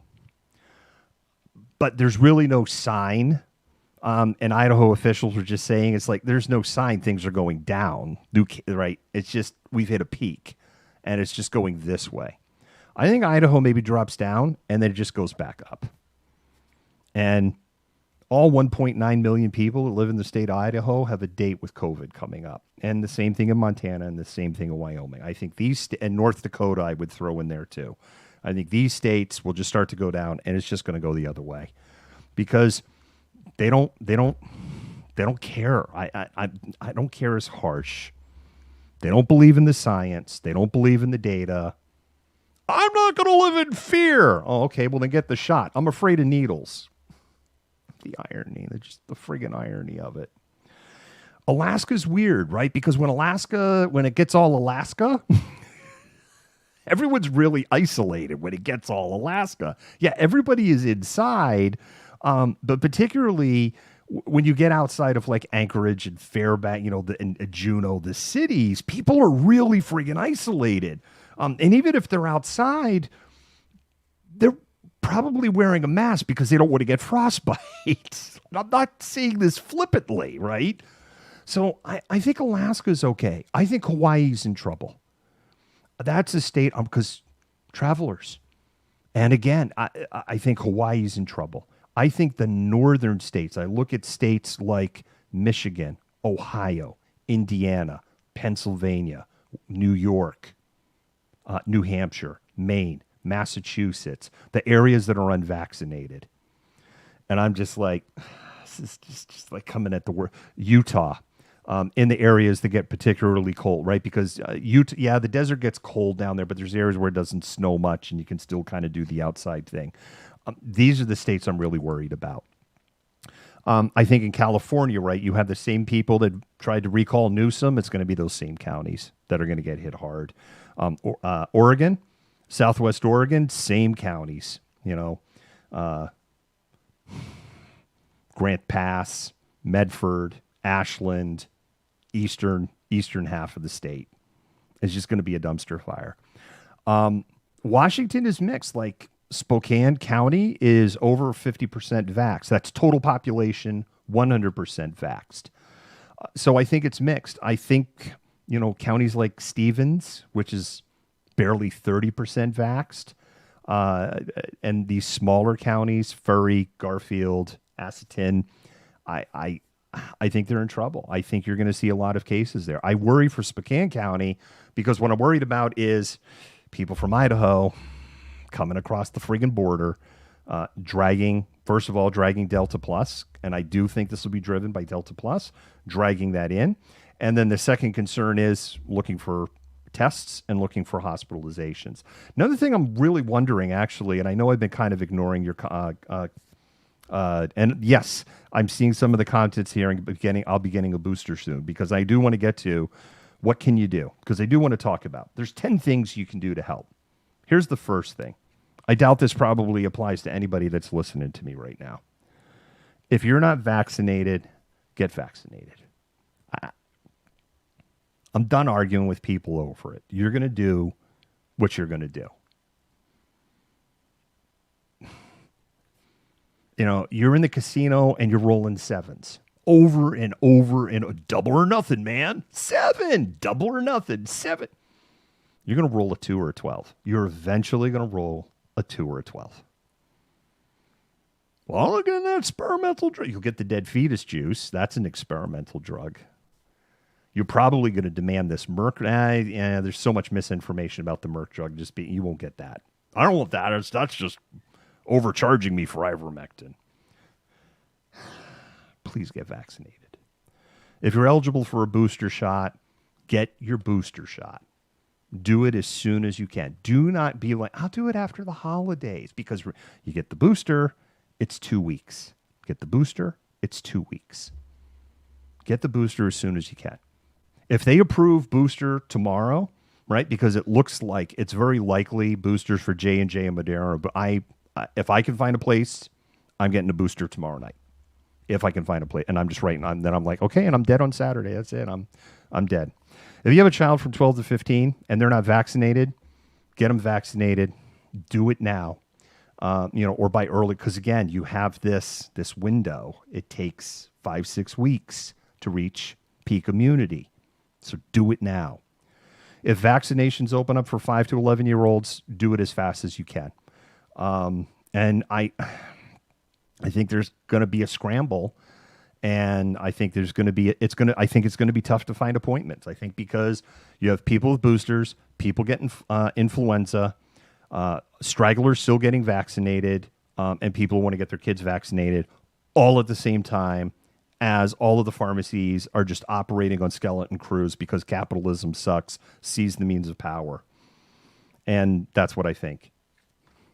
If you're traveling over the holidays, please consider not traveling by air. If you got to travel by air, I'm not going to tell you not to do it. But if you're traveling over the holidays and you could do it in your car, do it in your car. Avoid crowded indoor spaces. If you're with family members and you don't know their vaccination status, wear a mask. Is there, well, you wearing it? Fuck them, wear a mask. This is not a family-friendly show after 10 o'clock. If you have family members who are high risk for COVID, even if they, grandma, 85, wear a mask. Even if everybody's vaxxed. Remember, the mask is about not spreading it. It's not about protecting. If you're traveling in an area where there's low vaccination rates, you're going to go, you're going. Somebody commented about Disney to me, and I'm, going to Disney in Florida. I'm like, Disney in itself, the Magic Kingdom, right? They've got solid protocols. They're solid. The problem is getting to Disney and everything outside of Disney. Wear a mask. You get confronted. They're an a-hole. Just wear a mask. If you're going to go dine out, try to eat out, especially if you're a place where it's warm and sunny, eat outside, get the vitamin D treatment. Stay out of indoor places. Learn and memorize the difference and the symptoms of influenza and COVID. COVID generally doesn't come with a sore throat. It can, but it's an outlier.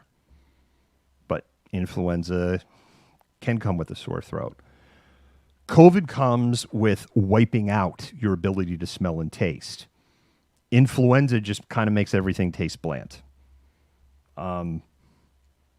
That's really kind of the key difference. What I've heard from people who have had COVID and they lose their sense of smell and taste, you could like face bury the most awful, evil diaper from an 18-month-old and you smell nothing. That's a terrible visual, I know. I would consider, if you can afford it, if you can't, these should be free like in the rest of the friggin' world, literally, or like $1 like in the rest of the friggin' world. But yay, profits, capitalism.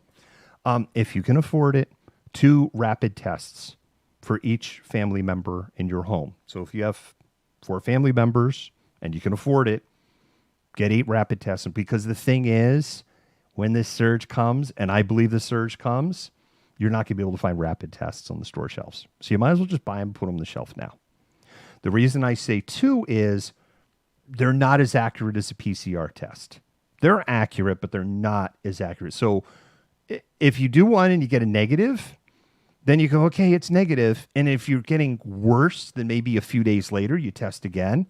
But what they generally recommend is if you get one and it tests positive, then what the general recommendation is you should retest on a second kit. And if you get 2 positives and it's like, all right, you probably got it. And then you should consider a PCR test. So if you can afford it and you can do it, get the kits. And then here's the second to last one. If somebody gets sick in your house, stay home. Don't send your crotch fruit to school. Don't go to work. Right now in the job market, we're like, no, you don't come in, I'm going to fire you. Get a job tomorrow. Especially here in the Pacific Northwest. If you're like, I'll just get a job tomorrow. Smoke you. Not the boss. I mean, it's a friggin' workers' market. Power to the people right now. And I know not everybody can do that. I know that isn't a realistic view. But if you can, stay the fluck home. And the last thing is get your influenza vax. And I think those are the things that you can do to help mitigate this. I'm not happy about this. I hope I'm wrong. I want to be wrong. I really want to be wrong. I want to be able to look in this camera on February 1st, 2022 and go, I was wrong. Victory. It's all done. We're back to normal. I want nothing more than that. Believe me, I'm exhausted. I'm exhausted of wearing masks. I'm exhausted of feeling like I'm trapped at home. I am exhausted from being pulled away from activities that I truly enjoy, like traveling the world. I'm exhausted. Everyone's exhausted. I want this done. But it's going to take all of us working together. And I know we don't have everyone working together. So then I know, like, the people who are probably watching me right now feel like the kids at high school that are doing the group project and nobody else is contributing, because I know that's how I flip and feel. And we're just going to have to suck it up, unfortunately, because let's remember this. What did we learn this week in the state of Washington? We learned something really important on October 18th. Well, really, we learned it on October 19th. There is no anti-vax movement. It's an illusion. We know that. 6 SPD officers, 5 Seattle firefighters, 5 City of Redmond firefighters. Remember all the drama? City of Redmond firefighters? I want to talk about that for a little. I'm going to segue on this for just a minute. There are people, they got screwed. There's people who are like, I'm not getting vaccinated in Redmond Fire Department, and they got screwed. And they got screwed by the anti-vax movement. Hear me out here. 2 weeks before the mandate, less than 2 weeks before the mandate, they were in City Hall, almost 20 of them. I'm not vaxxed. I'm not getting the vax. You can't make me. and only 5 of them aren't vaxxed. And remember, fully vaxxed. They were fully vaxxed. That means that some of those people standing up, some of these almost 20 firefighters in Redmond who are going, I'm not getting the vax. You can't make me get the vax. I'm here supporting the people who aren't. They were vaxxed. The evidence is in dispute. It's circumstantial. I'll freely admit it's circumstantial. But they were magically fully vaccinated. It means one of two things. They were vaxxed all along, or they bought a fake vaccine card. And the city of Redmond didn't dig far enough into those lot numbers. That's a pretty sinister point of view in the other way. And I do like to believe that 98% of the world is honest. That's probably autism speaking. People are actually shittier than what I care to believe, unfortunately. They got screwed. They got lied. Same thing. Seattle police, they got lied to. Seattle Fire, lied to. They're friggin' lied to. So, unfortunately, I think we're going to be hearing a lot about Delta Plus AY42. Next thing I want to talk about, like I said, there's a lot to cover. And you'll have to excuse me here as I scroll to this. There were a lot of right-wing personalities. I at this point, I can't call Brandy Cruz a journalist. And I could pull something up on the screen, and I almost put it in writing, and I backed it off. Because, writing, if I say it on the air, I could just say, well, that was hot under the collar. I didn't really mean that. I didn't mean that. Brandy Cruz, Dory Monson, Jason Rance, certainly Mike Solon was beating the fear drum as hard as he could, right? Or this fear message. And I call those three, Dory Monson's not a journalist. Jason Rance they're entertainers. Brandy Cruz is, for all intent and purpose, an entertainer, right? I don't know if you saw Brandy Cruz's Divide video that she did on Sunday with the dramatic music and like the police cars like vanishing out of the shot and stuff. I remember just watching this and I'm like, this video is not going to age well.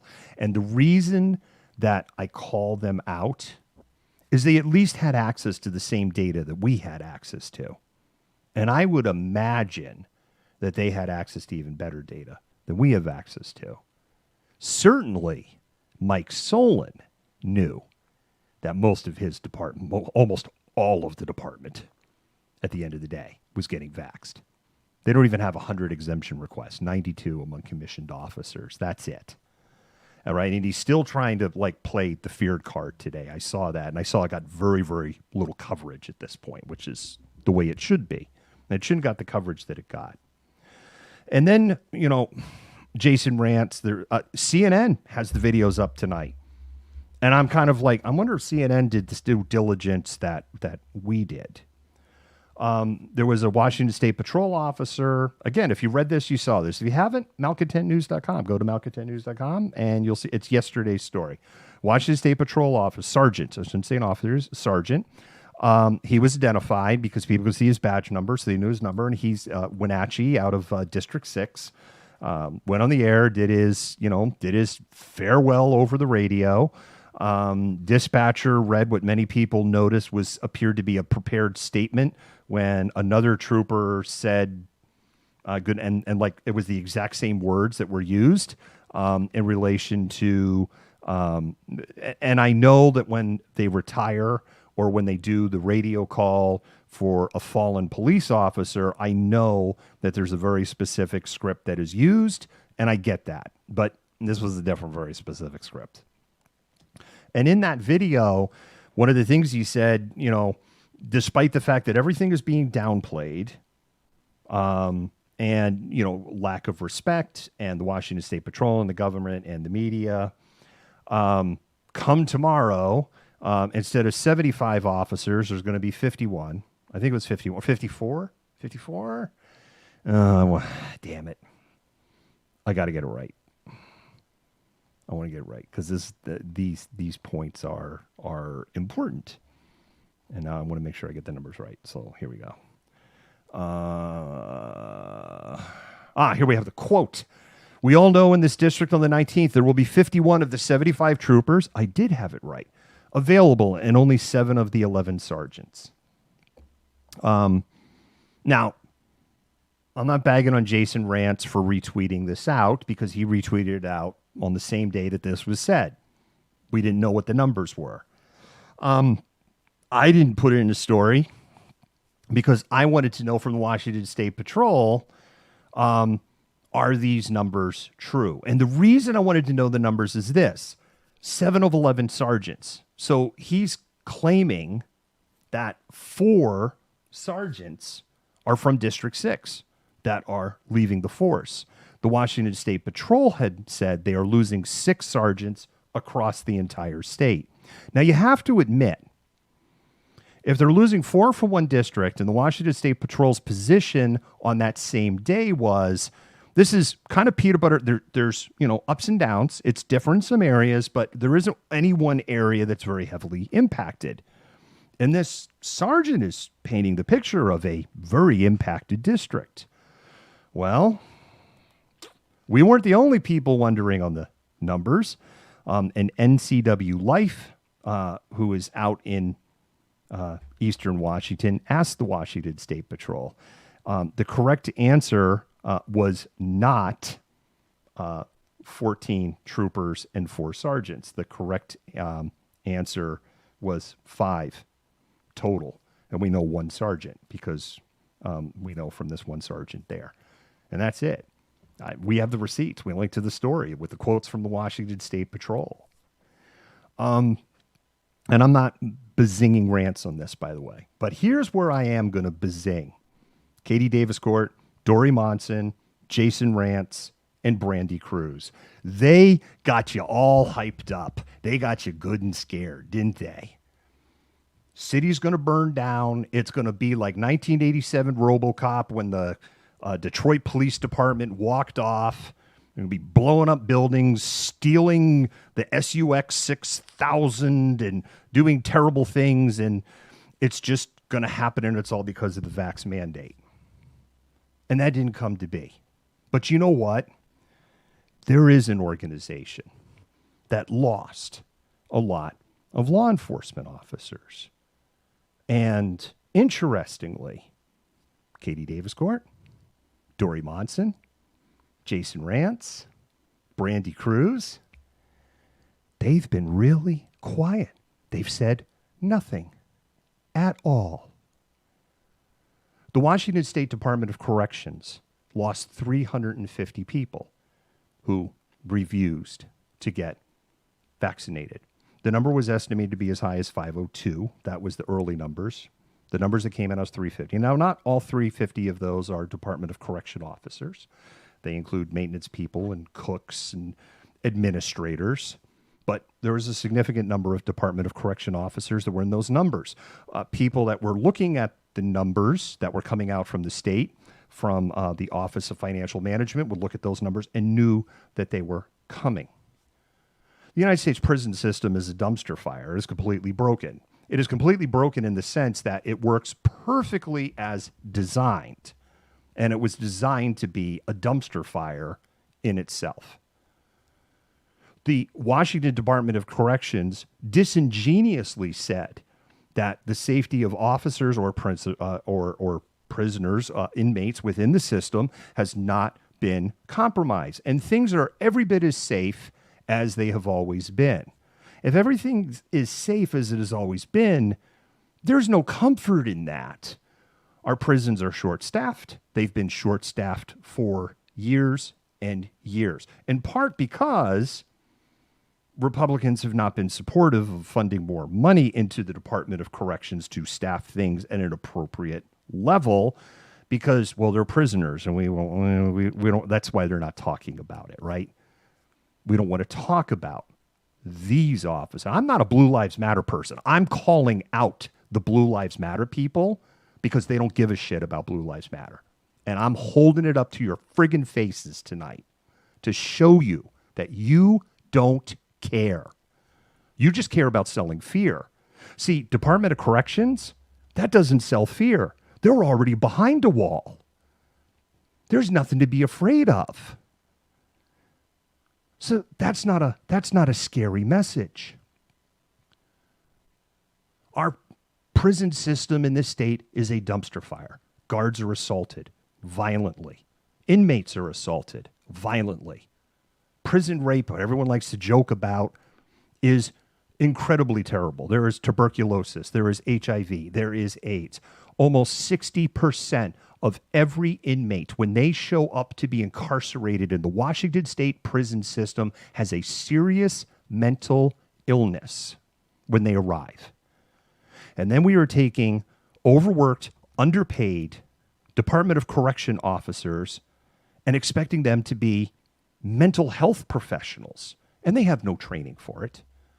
And mentally ill inmates are preyed upon by even more mentally ill inmates. If you have a inmate who, say, has ADHD or autism, they are ripe for abuse from somebody who is narcissist or a sociopath.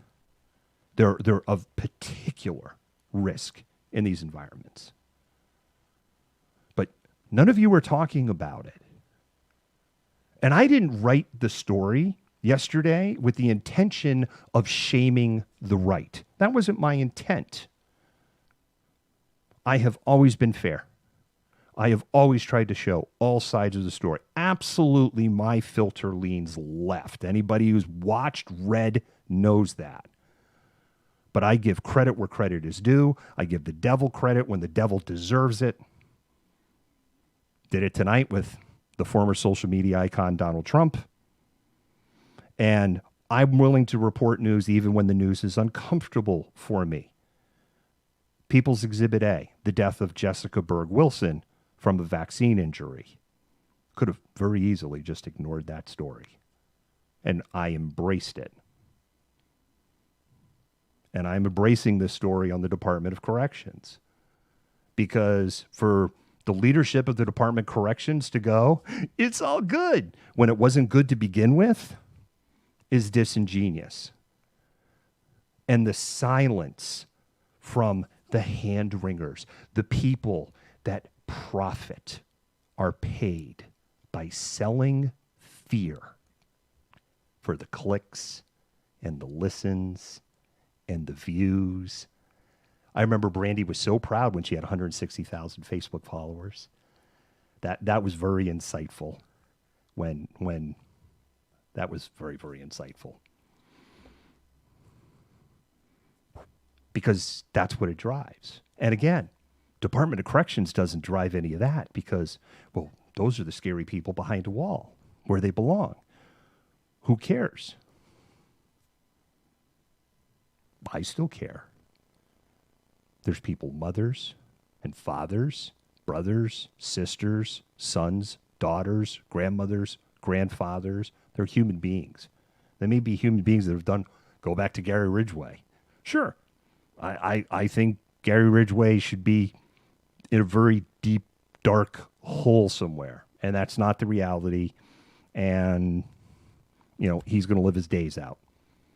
I'm not thrilled about that. There's probably people who are hardcore abolitionists who are disagreeing with everything I'm having to say here. I am not giving sympathy to the prison system. I am calling out the hypocrisy of people. And Katie Davis Court, let's throw her name in there too, right? Katie Davis Court wringing her hands and tweeting, what's going to happen when the power lines go down? Who's going to fix it? And it looks like maybe at the most 30 people out of 1,691 from Seattle City Power. And that's it. Who's going to take the same people that took care of it all the time? Katie, that's who. But you don't want to talk about Department of Corrections because ick. But aren't the DOs, aren't they law enforcement? Aren't they part of those blue lives? What did Jason Rantz do? when the fear story was over in Seattle and the story this was like, okay, there's six. There's six. What did Jason Rantz do? Go look at my Northwest. Tacoma, be afraid. It's even worse in Tacoma. Ooh, scary vision. Listen to me. Click here.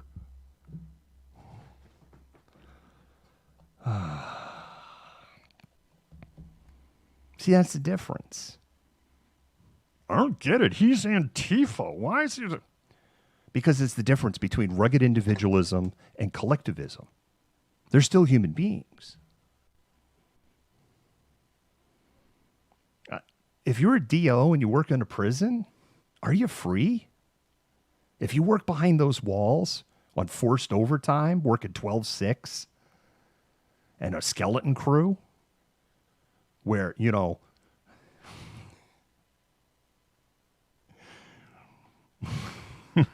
just like, you know, you don't know what's going to happen to me. How many DOs in the United States get injured on the job compared to, right, prison guards, so across all the prison systems, versus what happens to beat cops out on the streets? You never hear everybody talk about the numbers. I thought their lives mattered. I thought blue lives mattered. I beat that horse into the ground. Y'all are a bunch of hypocrites. Come at me if you think I'm wrong. Prove me wrong by covering the situation in the Department of Corrections and covering it fairly. Prove me wrong. Would love to see it. All right. Let's talk about the ferry system a little bit, right? Because that's the other one that people are like, well, the ferries aren't running right. You say everything's normal, but the ferries. We already wrote about the whole ferry system and why that is, but here's the other thing is. Washington State Ferries announced that 4 ferry runs they've gone back to the number of boats that they had before. They've gone back to, not all. There's still cuts on several, and most importantly on the San Juan ferry, because that impacts people that live in the San Juan County and Island County. Don't deny that for a second.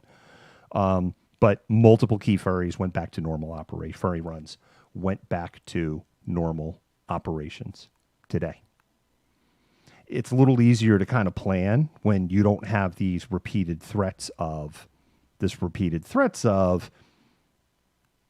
well, we might do a sick out. Because if you remember, right, we had weekend after weekend from the ferry, we're going to do a sick out. And then we're like, there's no sick out. We're going to do a sick out. And then it was like, okay, there's like 5 ferries that got canceled. Sick out, maybe, don't know. Then they really did it, right? Roger, yeah, I'm seeing your comment here. Blue who? Yeah, exactly.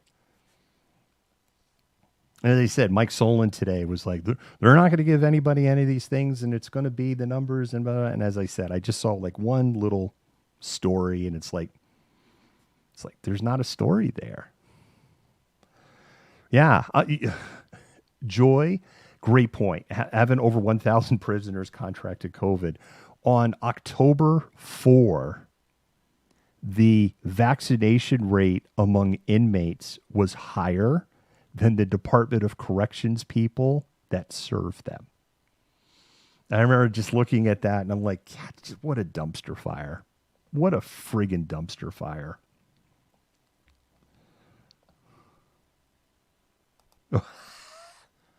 Ferry.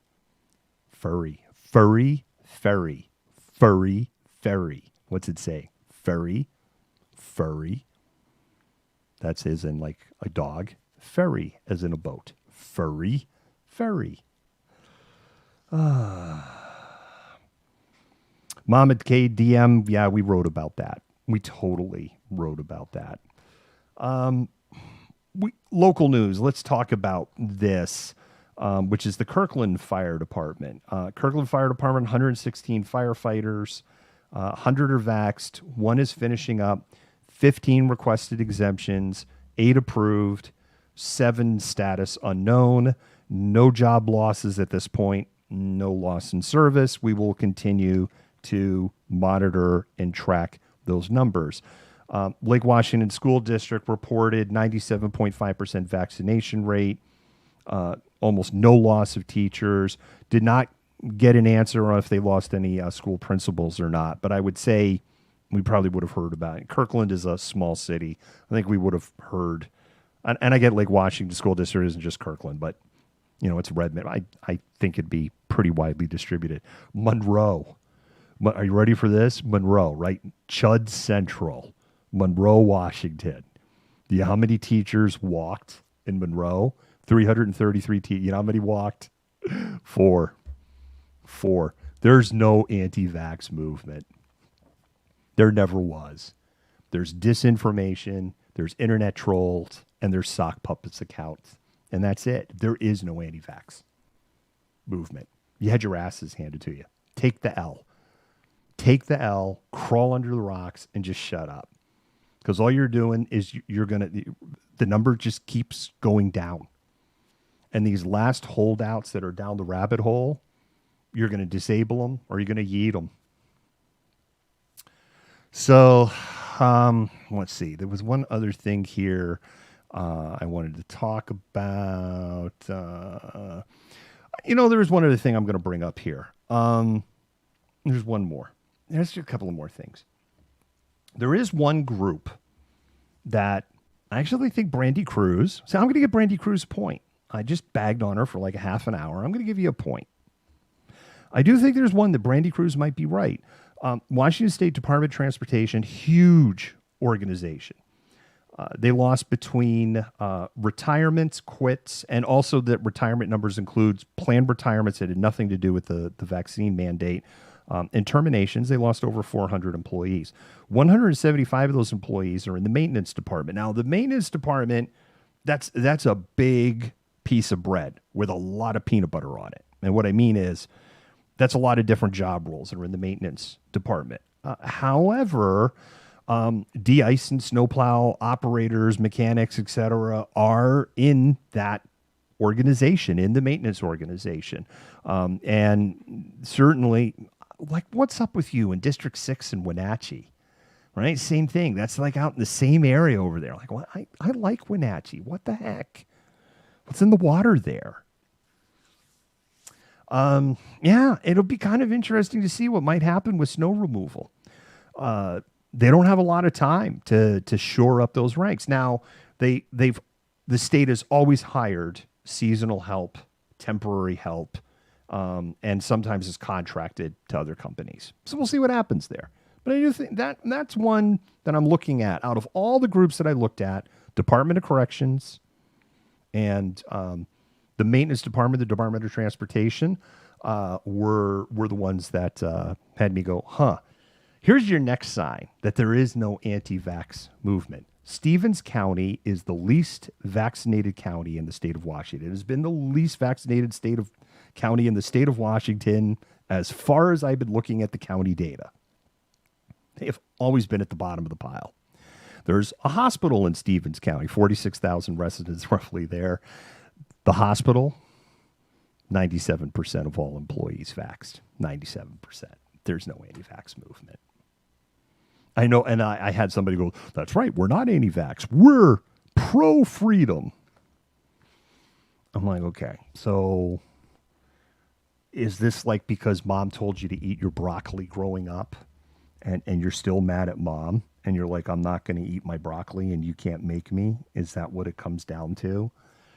There was some guy trolling me on our Twitter account yesterday and like, name one product that when people don't use it, the product gets blamed.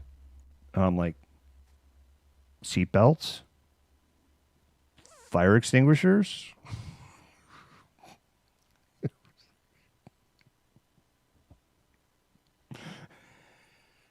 crosswalk, right? If you're not in a designated crosswalk, whether unmarked or marked, if you don't use the crosswalk and you get drilled by a car, you get blamed for not using the crosswalk. You didn't use the crosswalk. You didn't use the safety device. He got quiet after that.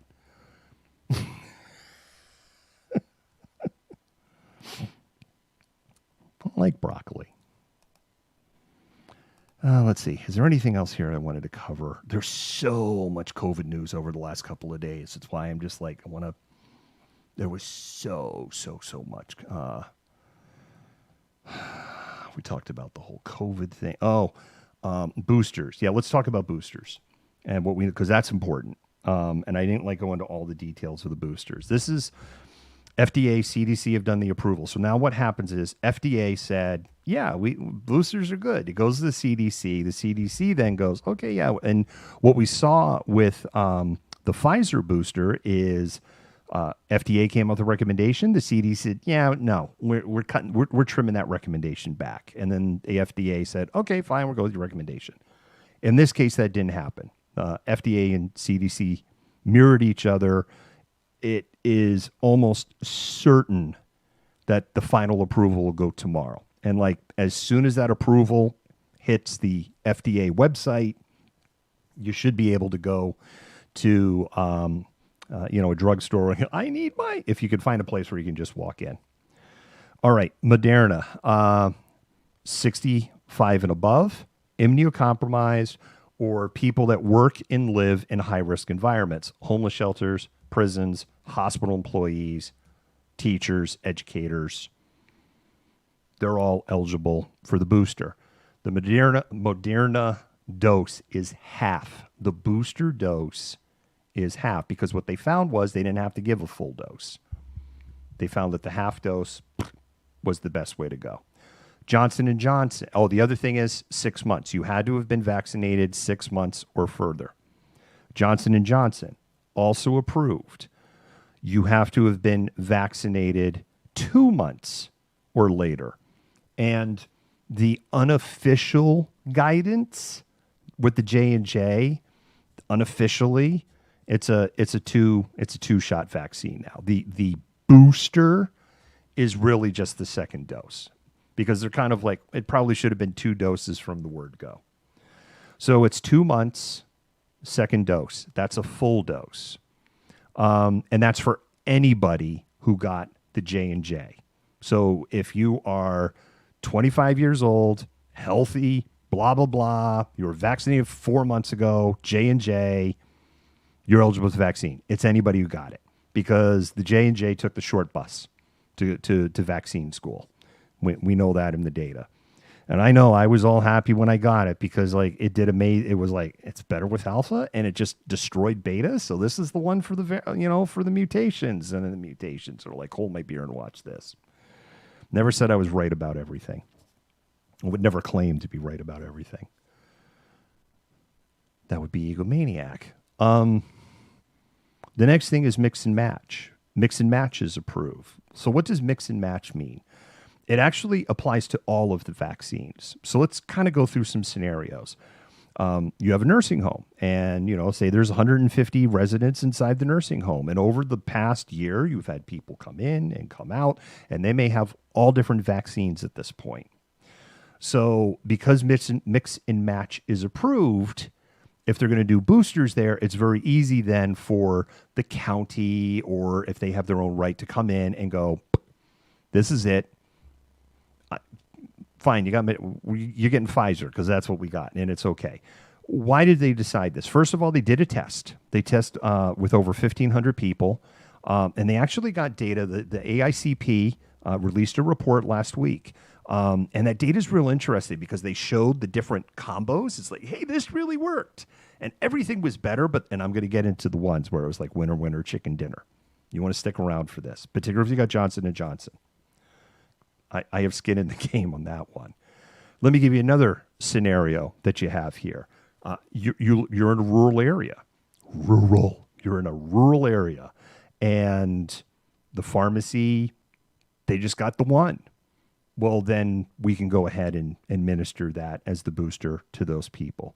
And then you have people like me who took the Johnson & Johnson. And maybe your confidence isn't as high in the Johnson & Johnson.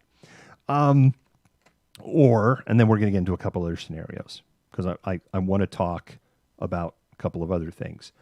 Then you can go, fine, I'm going to go with an mRNA booster. So what's the punchline? What did they find for J&J was the very nice, very good. This is the one you want, Moderna.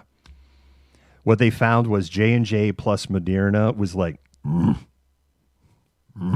Hulk. I have Hulk.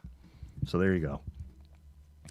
So I'm gonna get Moderna, and if I can't, I mean, ultimately, if I can't find it, I'll get what I can get. I'll go Pfizer, but I probably will not boost with the J&J. There you go. I see this here from one of the mods. Outstanding. Now, let's talk about some of the scenarios here. Let's say you're a woman and you're of child rearing age, and you either have a history of blood clots, or you have low platelets, or you're on hormonal birth control, whether that's oral, injectable, implant, or ring. And you are worried about VITT or TTS, right? This it's extremely rare, 47 cases total. But this is what killed Jessica Berg Wilson. And unfortunately, there's some more information that's come out with Jessica. She went to the ER 2 days after she got her shot, complaining of extreme back pain and some other issues. Unfortunately, like, I don't know what ER she went to. I don't know what hospital. I don't know what doc, but they screwed up. They flat out screwed up. Unless she did not advocate for herself and say, hey, could this be because of the J&J vet? And they didn't know, right? But unfortunately, that should have been identified as a red flag. And we don't know the full story. And it's incredibly unfortunate. Because if she didn't disclose, that's really sad. If she did disclose and she was dismissed, and potentially dismissed because when she went to the hospital in early September, the emergency departments were full of COVID patients and it was a dumpster fire, and they have a healthy young woman that's full of life sitting in front of them complaining about back pain, it's very possible. And it's really unfortunate. And we don't know, but somewhere in a parallel universe. But if you're a woman and you're worried about this, I'm not a doctor. You should go talk to your primary care physician. But if that's one of the scenarios, then maybe you don't want a J&J booster. Maybe you want to go mRNA. So that's scenario number one. Let's flip the script. Let's say you're, let's say you're a young man, immunocompromised. You're a man. You're 22 years old, and some way you're immunocompromised, and you've gotten the Pfizer or the Moderna vaccine, and you're worried about the potential very rare side effect of myocarditis, then maybe you want to get the Johnson & Johnson. So that's why I say there's all these kind of mix and match scenarios. But I have been advocating for booster, or if you're unvaccinated and you're like, fine, I'm going to please get vaccinated like now before this next surge, please. And you're a woman, child rearing age, you should really talk to your primary care physician and express your concerns. I think it is okay and acceptable to go, I'm worried about VITT. I'm worried about TTS. I mean, I get it's really rare, but it could happen. And then maybe part of that approach is, if you start getting these symptoms, you will call me and I will advocate on your behalf when you go to the emergency department that they need to do these things for you because you had gotten the J&J vaccine. That may be what you and your doctor decide, but you should talk to your doctor.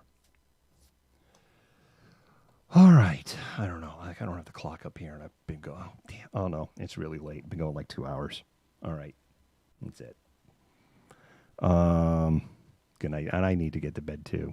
So, and I think I've covered everything anyway that I wanted to cover here. I just want to make sure. Give me a minute. I just want to make sure I got everything. We're missing a huge bullet with this Bob cyclone, by the way. If this thing had made landfall, this would be like the infamous 1964 they call it the Columbus Day storm. He said Columbus Day. I heard him say it. They called it the Columbus Day storm as 1964. And it's fine. We can own that shitty storm can own his name. Let's not besmirch indigenous people with 120 mile an hour winds and people dying and trees down and power out for weeks. We give that to Columbus. It's ironic if you think about it. If this thing had made landfall, seriously, this would be like Columbus Day, maybe worse. We've really missed a bullet. It's an amazing, the structure is amazing. Days on it's amazing. Earlier on, people were like, Alec Baldwin did what? Yeah. Apparently filming for the movie Rust, prop gun, not a real gun, a prop gun.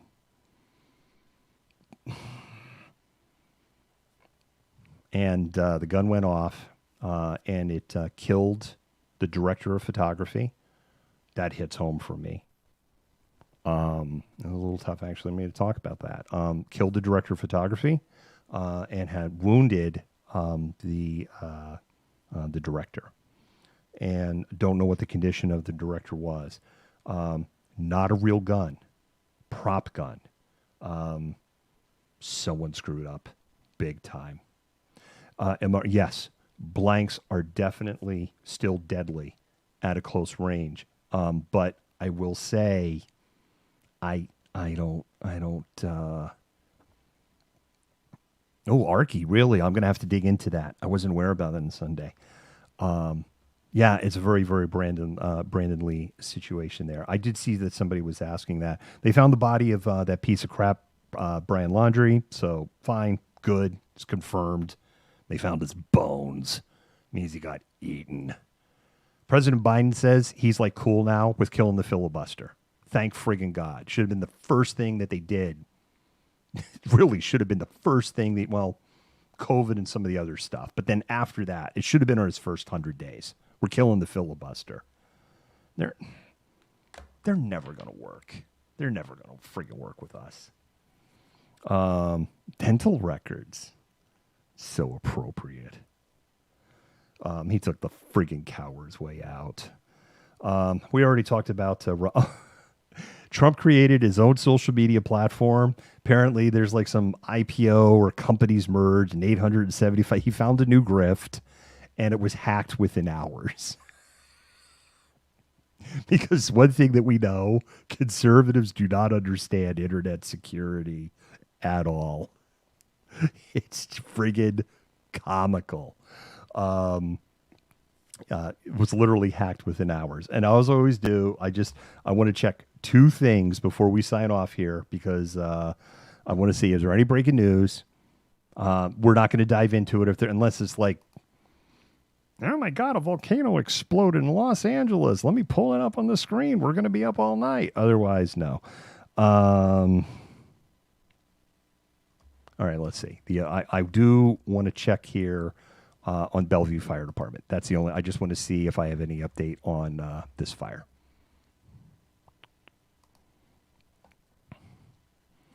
Because they've actually been kind of live tweeting the fire. Their coverage has been actually pretty impressive. Last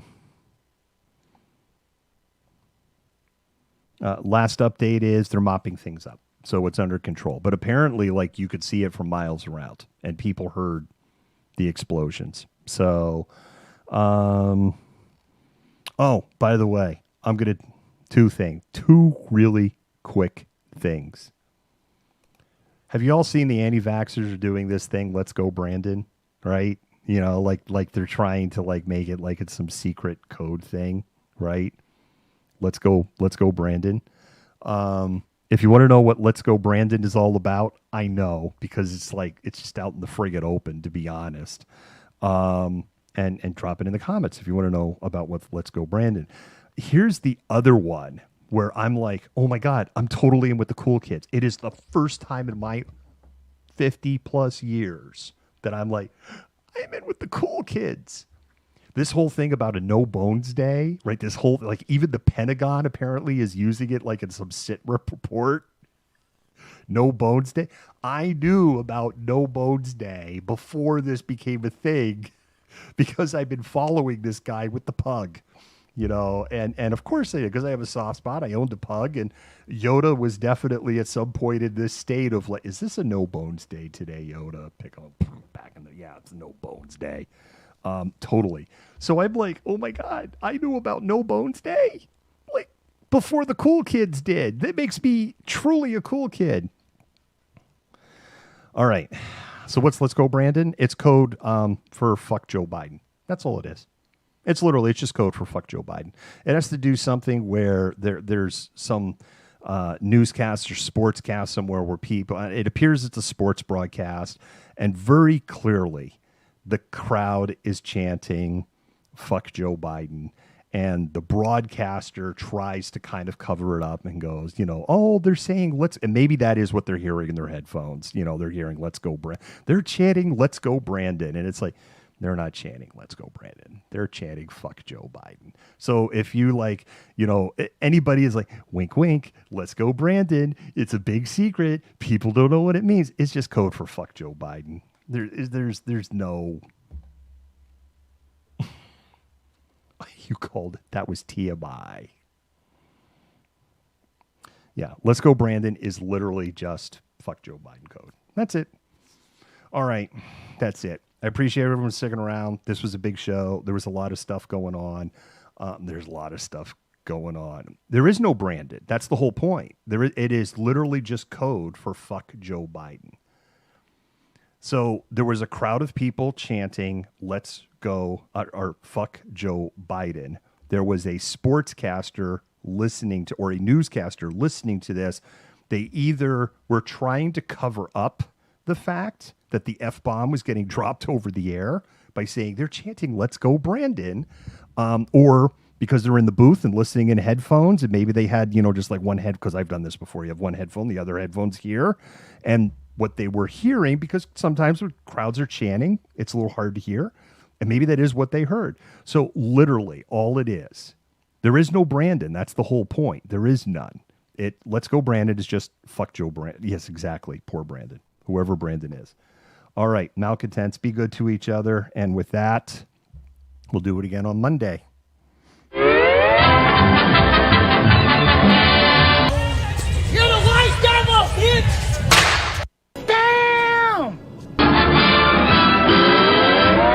Malcontent News is a team of journalists, activists, and researchers with 3 key missions. A commitment to show an unfiltered view of the before, during, and after of key events, live, as it happens. To defend the First Amendment using our rights of a free press. And to amplify the voices of underrepresented individuals including Black, Indigenous, persons of color, and the LGBTQIA+ community. Our team is committed to seeking equality for all and holding those in power accountable. The easiest way to support Malcontent News is to bookmark our website at malcontentnews.com, like and follow us on Facebook, subscribe to us on YouTube, and follow us on Twitter, TikTok, Twitch, Instagram, and in the Google News app. To provide financial support, you can become a patron, make a one-time donation through Venmo, or link your Twitch account to your Amazon Prime account and use your free subscription to subscribe to Malcontent News. Thank you for supporting independent journalism and for being a malcontent.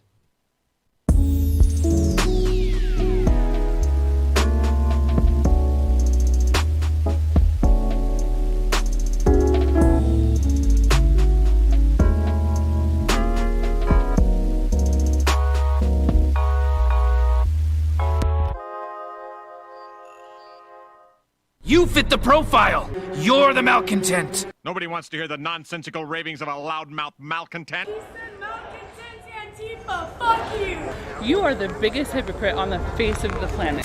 I say that you're a terrible reporter. That's what I say.